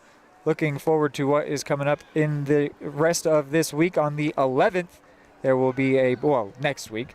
On the 11th, there will be a boys soccer match as Eudora will be taking on the Tonganoxie Chieftains in what we are dubbing the Battle of 212. Hopefully trying to get that one to catch on. We've talked to players in Tonki, too. We're doing everything we can. Yes, and then the day after that will be the next football game as the Cardinals will be on the road against Bonner Springs. A chance to apply all the things that they've learned in this game and try and show what they're capable of going forward within the Frontier League. Yes. So that will be a really exciting one to be there for. That's pretty much it. Hayden, anything you want to add on here before we sign off for this game? Football is back, and it's exciting, and it's great. And Eudora Sports Live is back. Yeah. We get to cover soccer, too. We get to cover volleyball later, too. Yep. We're looking at a really fun fall semester here. It is good to be back. Thank you so much for tuning in here on this Friday night. And, for myself, Reed McAvoy, and Hayden Harves, go Cardinals, and good night.